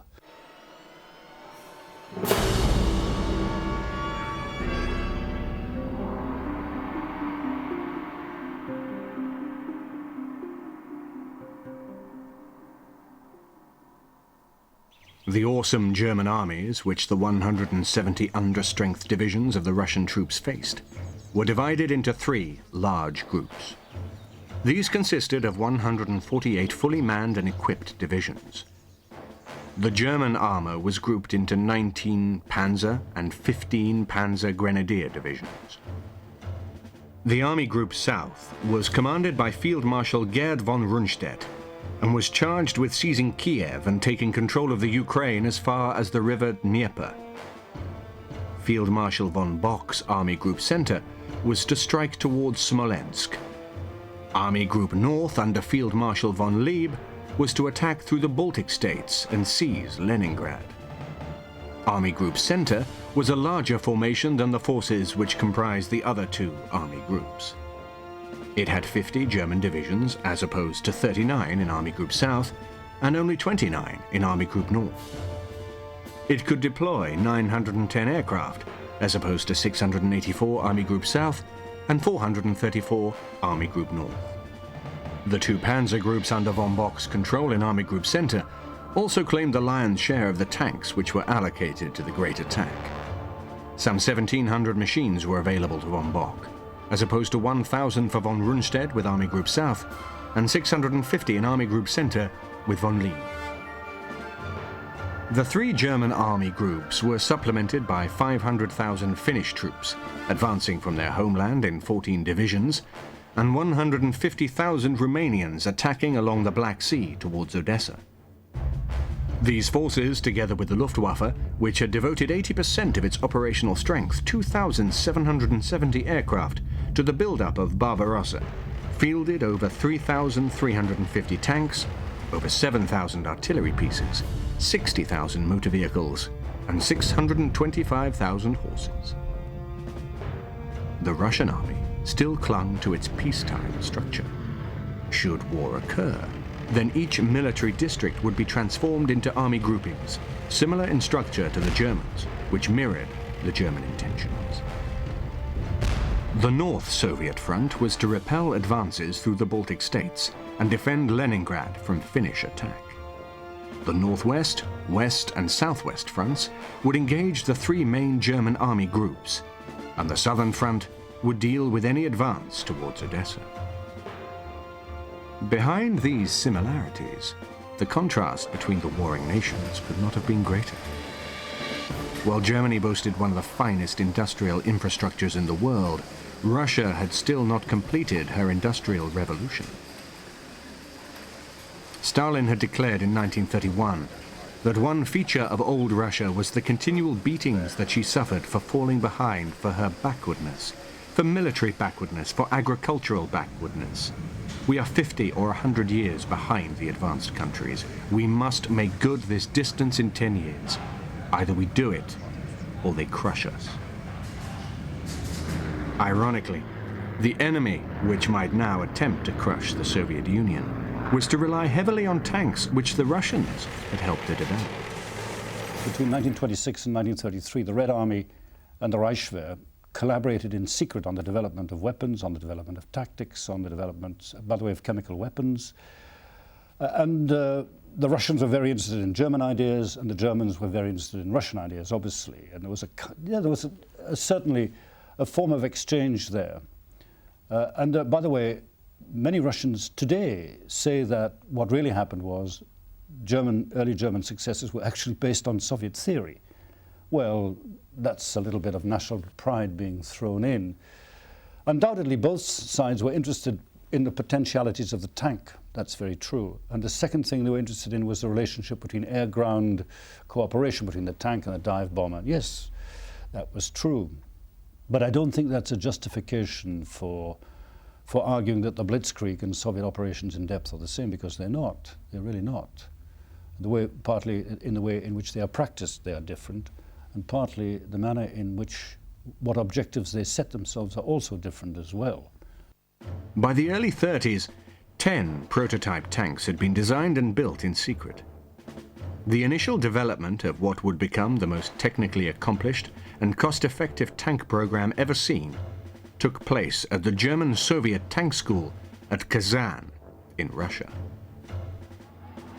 The firm grip of the party on the state meant that the Russian people were deprived of any suspicion of the huge build-up along their borders. The state-controlled media was devoid of any mention of the increasingly anti-Soviet rhetoric of Hitler, which may have provided a clue. They were totally unprepared, therefore, for the latest disaster which was about to descend on them.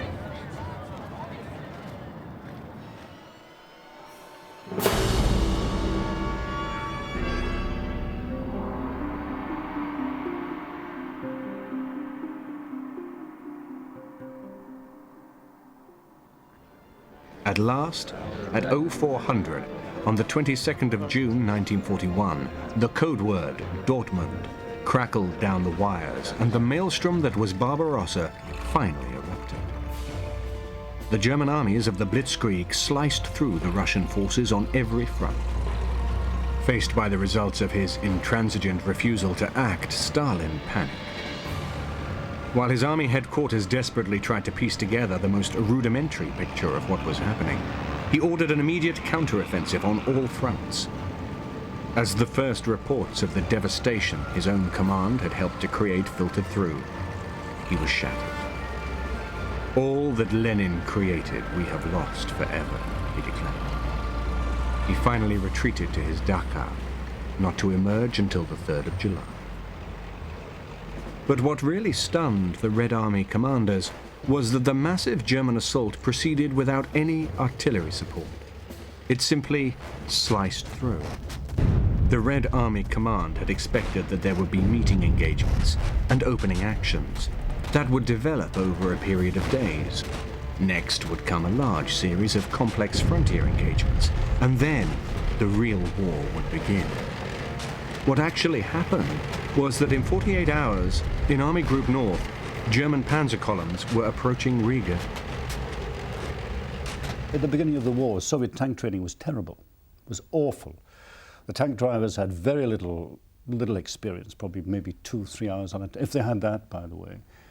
The level of actually handling a tank and fighting a tank was extremely low, and it showed. It showed in the disaster which was visited on the Red Army's tank forces. The level of the training of the commanders was very poor. And that changed. It changed importantly. The Soviet training methods were completely overhauled at the end of 1942 and 1943.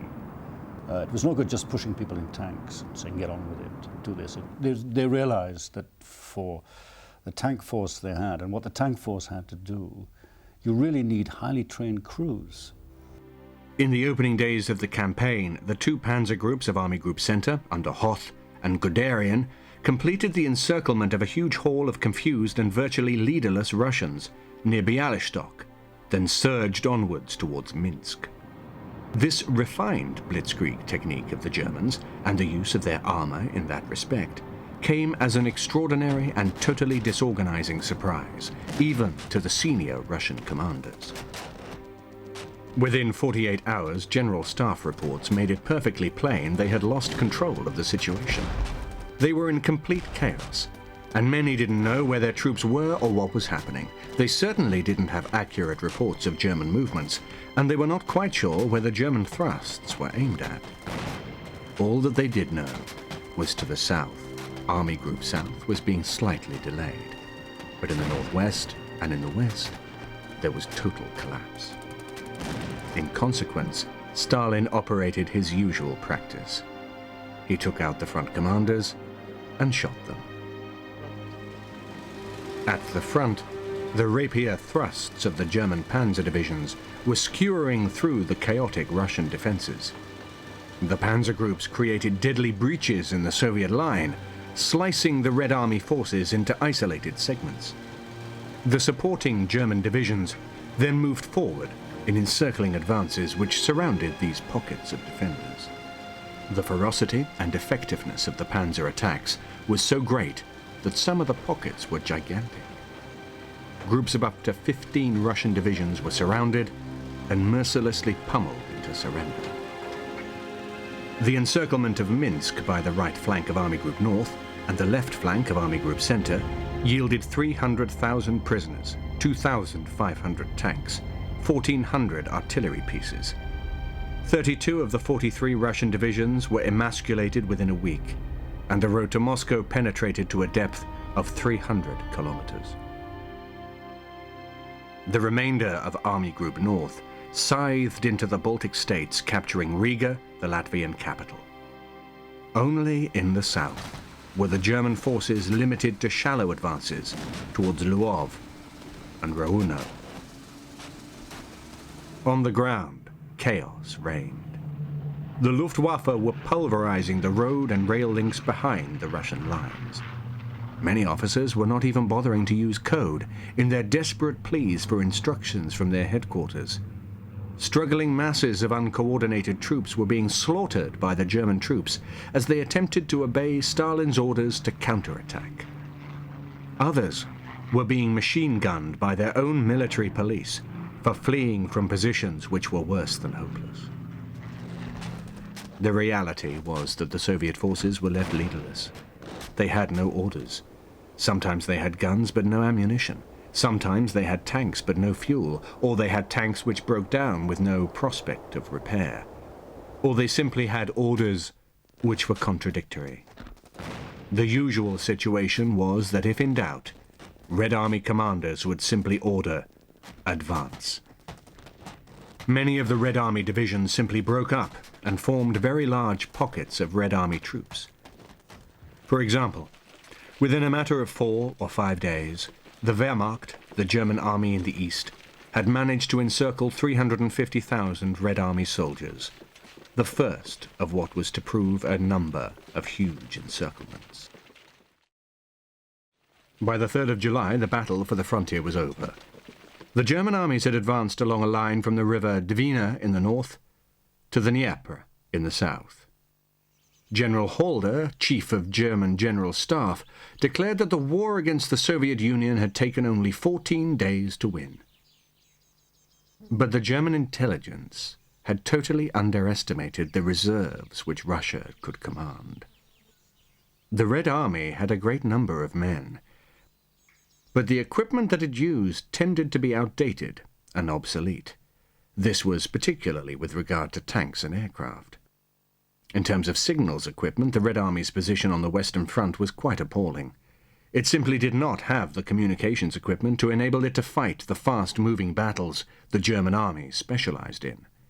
And they would be required to fight effectively in order to defend their country properly and to achieve the initiative. Therefore, it can be concluded in terms of leadership, position and equipment, tanks, aircraft and communications, the Russian forces facing Army Group Center was no way a match for their German counterpart.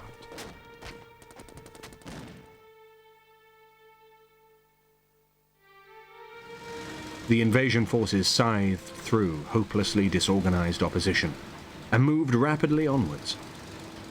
Well honed, the Blitzkrieg pattern was being repeated, and the Soviet defenses whirled away like chaff in the wind. The number of prisoners taken seemed too immense to be true, but it was, and the scale of destruction was terrifying. As the news of Barbarossa reverberated around a stunned and disbelieving world, even Germany was awestruck. Not all the German generals joined the celebration. General Heinz Guderian, who still held relatively junior rank, had been appalled by the headlong advances against two far-flung objectives. He was acutely aware that the guiding principle of Blitzkrieg was the concentration of maximum force against a single objective. This had already been neglected, and where there should be convergence, there was divergence. As the army groups advanced, they moved further away from one another, instead of coming closer. Audacious though he undoubtedly was, Hitler balked at the thought of his precious armored units racing too far or too deep into the Soviet hinterland, and settled instead for a compromise with the more traditional grand strategy of envelopment.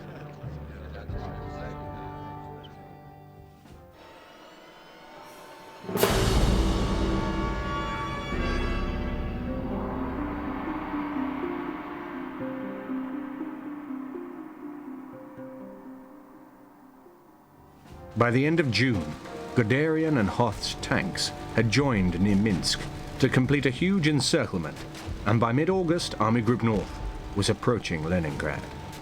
The Germans continued to achieve extraordinary success, and the Wehrmacht surged on with undiminished impetus. Incredible numbers of prisoners were taken and huge quantities of tanks and guns captured or destroyed. Despite this sustained progress, Guderian was increasingly conscious of grounds for unease in the development of the campaign. The unending immensity of the land depressed many soldiers. Lack of mobility, particularly of tracked vehicles, was a severe drawback. There continued to be a huge haul of prisoners, but the German pincers were closing too slowly, allowing large numbers of Red Army troops to get away, and the Red Army appeared to command endless reserves.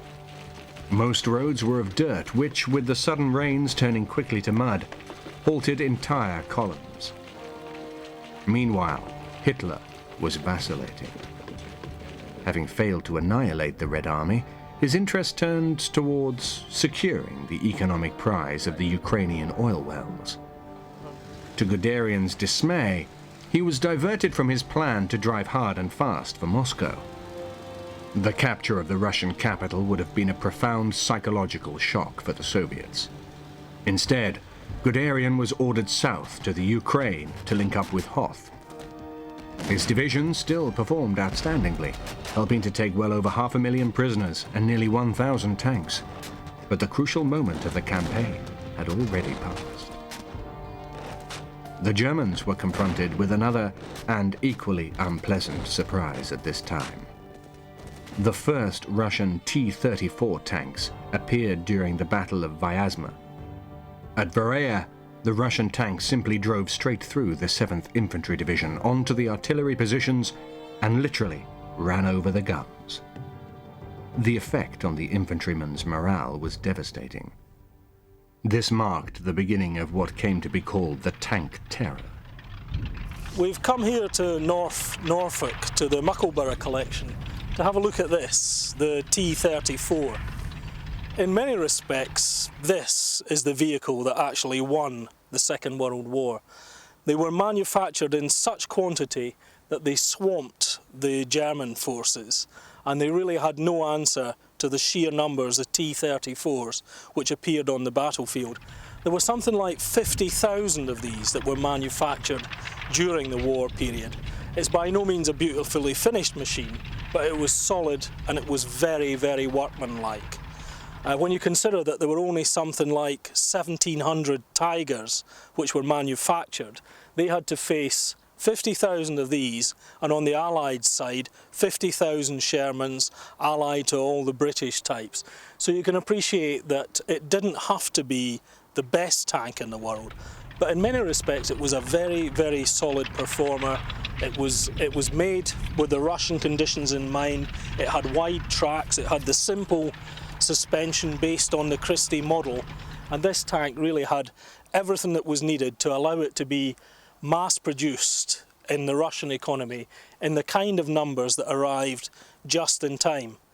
And there's no doubt that a tank like a Tiger was a far better machine. It was better engineered, it had a bigger, harder hitting gun, and it was better protected. But what they couldn't cope with were the numbers of these medium tanks, which weighed in at around 30 tons, but could move quickly and above all could deal with the Russian mud and the snow in a way that until the advent of the later German tanks, none of the early models could. It was absolutely different to everything else what was available then. Strong armor, sloping armor.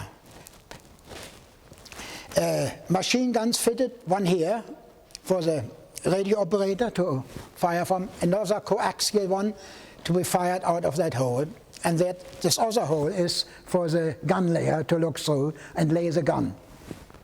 Driver sits here, and next to him is the radio operator, as I said, who will fire the gun. And the other three men, the commander, the early one did not have a commander as such. The commander at the top with the vision all round, the gun layer and the loader, which was quite a difficult job in there. The T-34 embodied everything as close as possible to perfection which could be expected from a tank at the time. Speed, protection, firepower, and most of all reliability, because that's the worst thing which could happen on a tank, especially on a modern German tank at the time, to break down somewhere, miles from anywhere, and not be able to get going. This, as I said earlier, is the 85mm gun, which was very, very good. But the Russian optics bulbs were not quite as good as the Germans, which meant lesser shells hit their target than they might have done on the German Tiger, for instance. One of the best things on this tank. Well, everything is good, as I said earlier, but one of the best reliable things is the engine itself.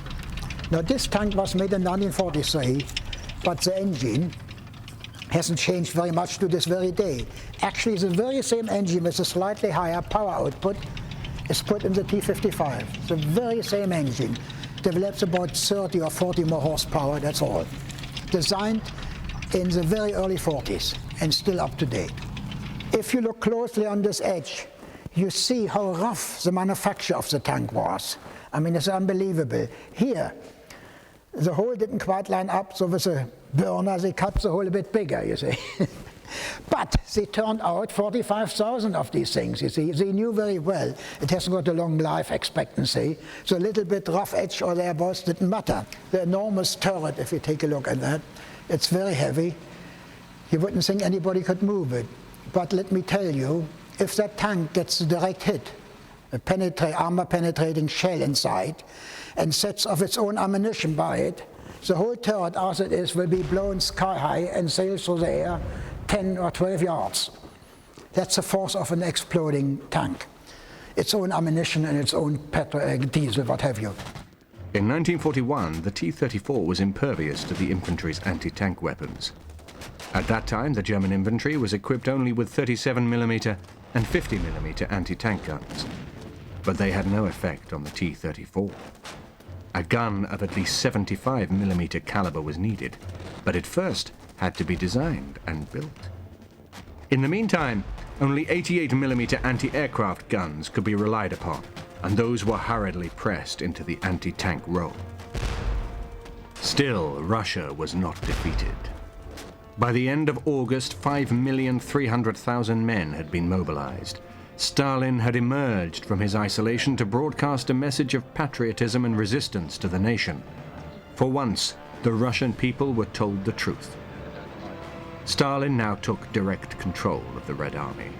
The pre-war complacency which he himself had done so much to foster had now rapidly to be undone. But the general mobilization of Russian troops failed to curtail the German advance. 4 reserve armies of 37 divisions were dispatched to bolster the West Front in the general area of Smolensk. The Germans countered with yet another encirclement, and the panzer groups of Generals Hoth and Guderian smashed through the Soviet line and maneuvered 300,000 Russian troops into an indefensible pocket. Another 150,000 prisoners, 2,000 tanks and 2,000 artillery pieces fell into German hands. Drunk with anticipation, Goebbels announced that the eastern continent lies like a limp virgin in the mighty arms of the German Mars. Spurred on by the successful actions of their commands, the men of Army Group South finally broke through the Russian Southwest Front, and another pocket yielded a further toll of 100,000 prisoners.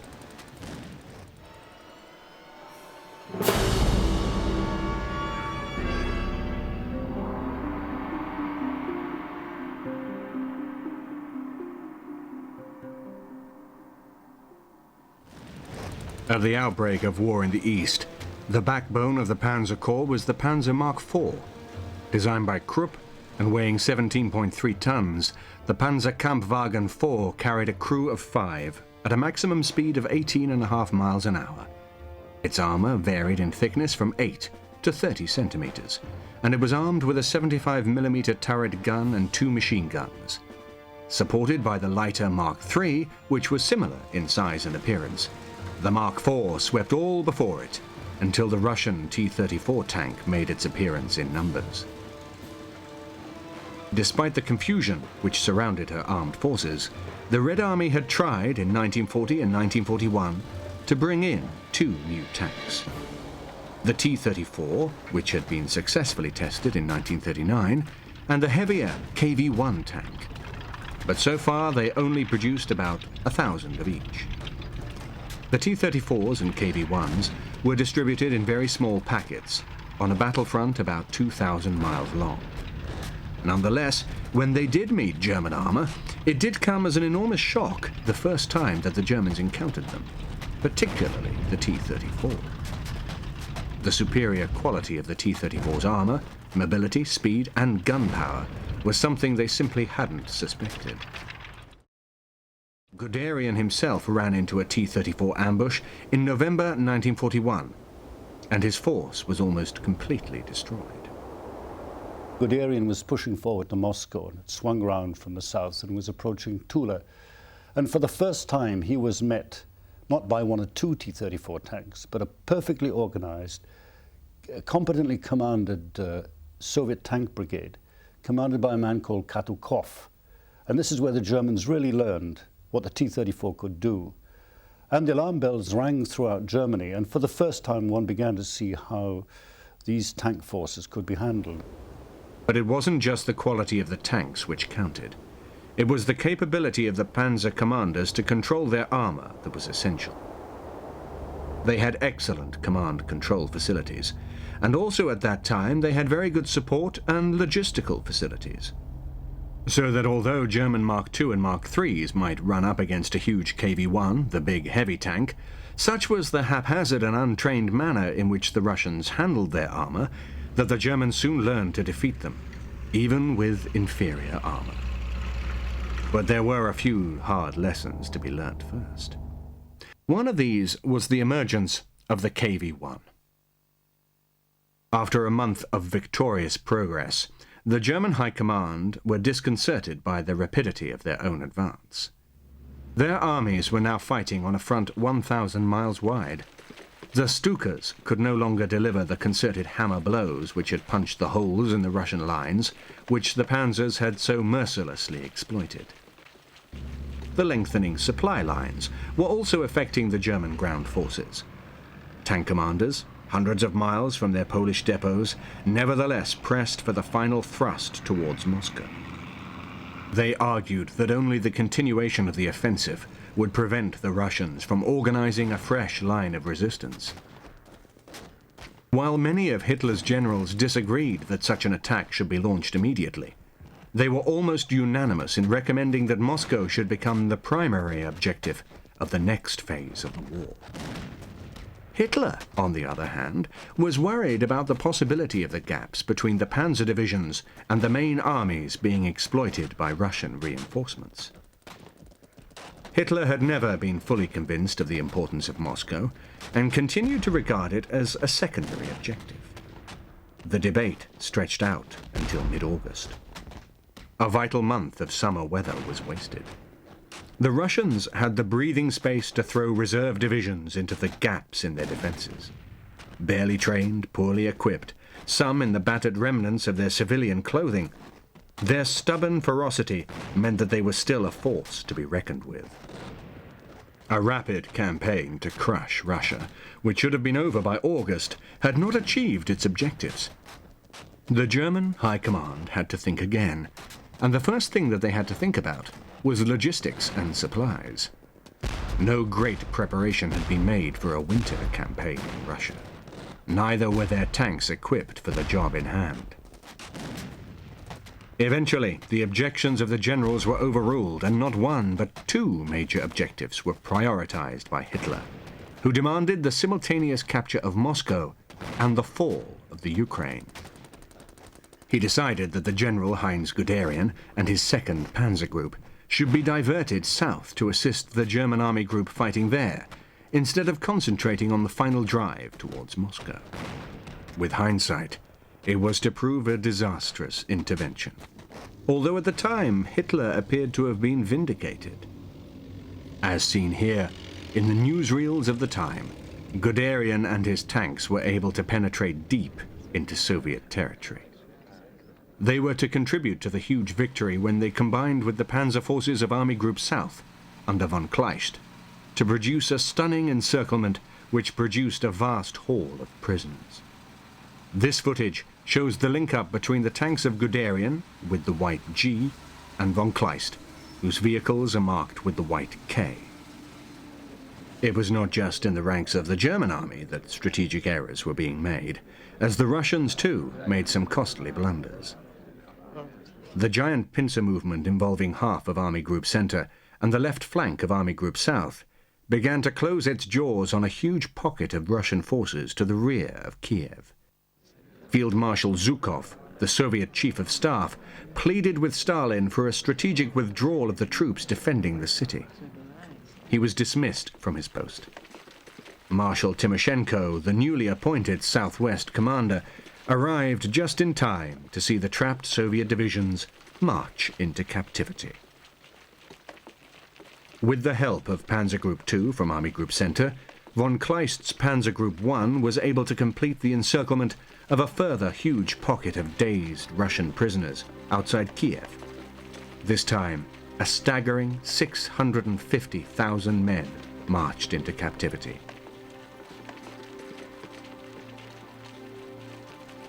Army Group South had played its part in the largest victory in history. The unfortunate captives had nothing to celebrate. The 650,000 prisoners taken by the Germans remains the highest number ever captured in a single engagement.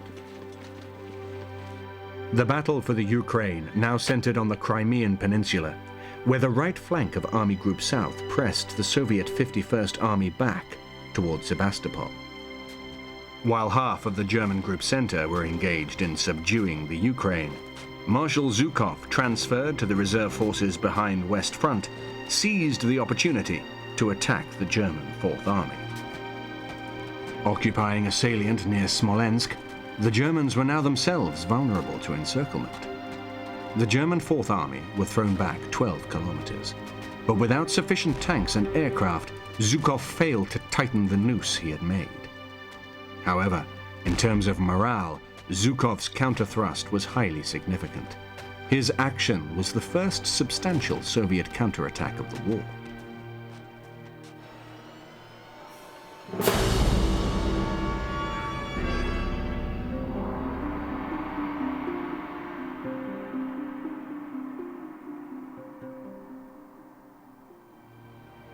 The advance to Moscow was resumed at the end of September, but the delay proved to be fatal.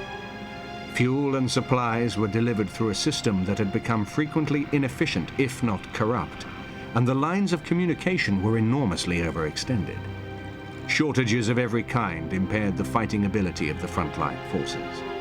The vague fears of the generals, who had initially harbored doubts, were beginning to take the shape of a massive problem. The advance had been over areas so vast that it was impossible for comprehensive mopping-up operations to be undertaken. Behind the Germans, there lay the huge expanses of territory in which tens of thousands of Red Army troops roamed uncaptured. Blitzkrieg's lifeblood was rapid movement, and the spearheads were now being reduced to a perilously slow crawl. There was something seriously wrong with the Blitzkrieg technique. It didn't fit in Russia. From the Soviet side, they began to realize that there were these shortcomings in the German Blitzkrieg approach, and that the first job that the Russians had to do at immense cost was actually to halt this, to stop the Blitzkrieg, literally to stop its movement. This was a very difficult lesson they had to learn. And the first thing was that they really had, this was a very painful lesson for them, they really had to learn the lessons of active and effective defense. It was no good setting up a system of constant and continued counterblows and counterattacks. All that happened there was you simply incurred very heavy casualties, and you really didn't do anything as the Germans regrouped and reorganized. The autumn rains were heavy. In France, there had been metalled roads. Here, the highways were vanishing into impassable tracts of mud in which men, vehicles, and horses floundered more and more helplessly. Breakdowns increased, and repairs became extremely difficult to carry out. One of the disadvantages of a tank like the Panzer III can be seen down here in the tracks. Compared to the T-34, for example, they're comparatively narrow, and the reason for that is that these machines were designed with Western Europe in mind. The Great War was still fresh in the minds of everybody who was designing these tanks.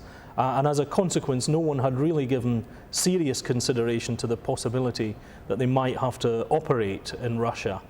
And when they did, particularly in the winter of 1941, it came as a severe surprise to the German to find that the conditions were just so extreme. You had these bottomless seas of mud, and you had these extensive snow conditions, which meant that really a vehicle needed wide tracks to be able to negotiate conditions like that.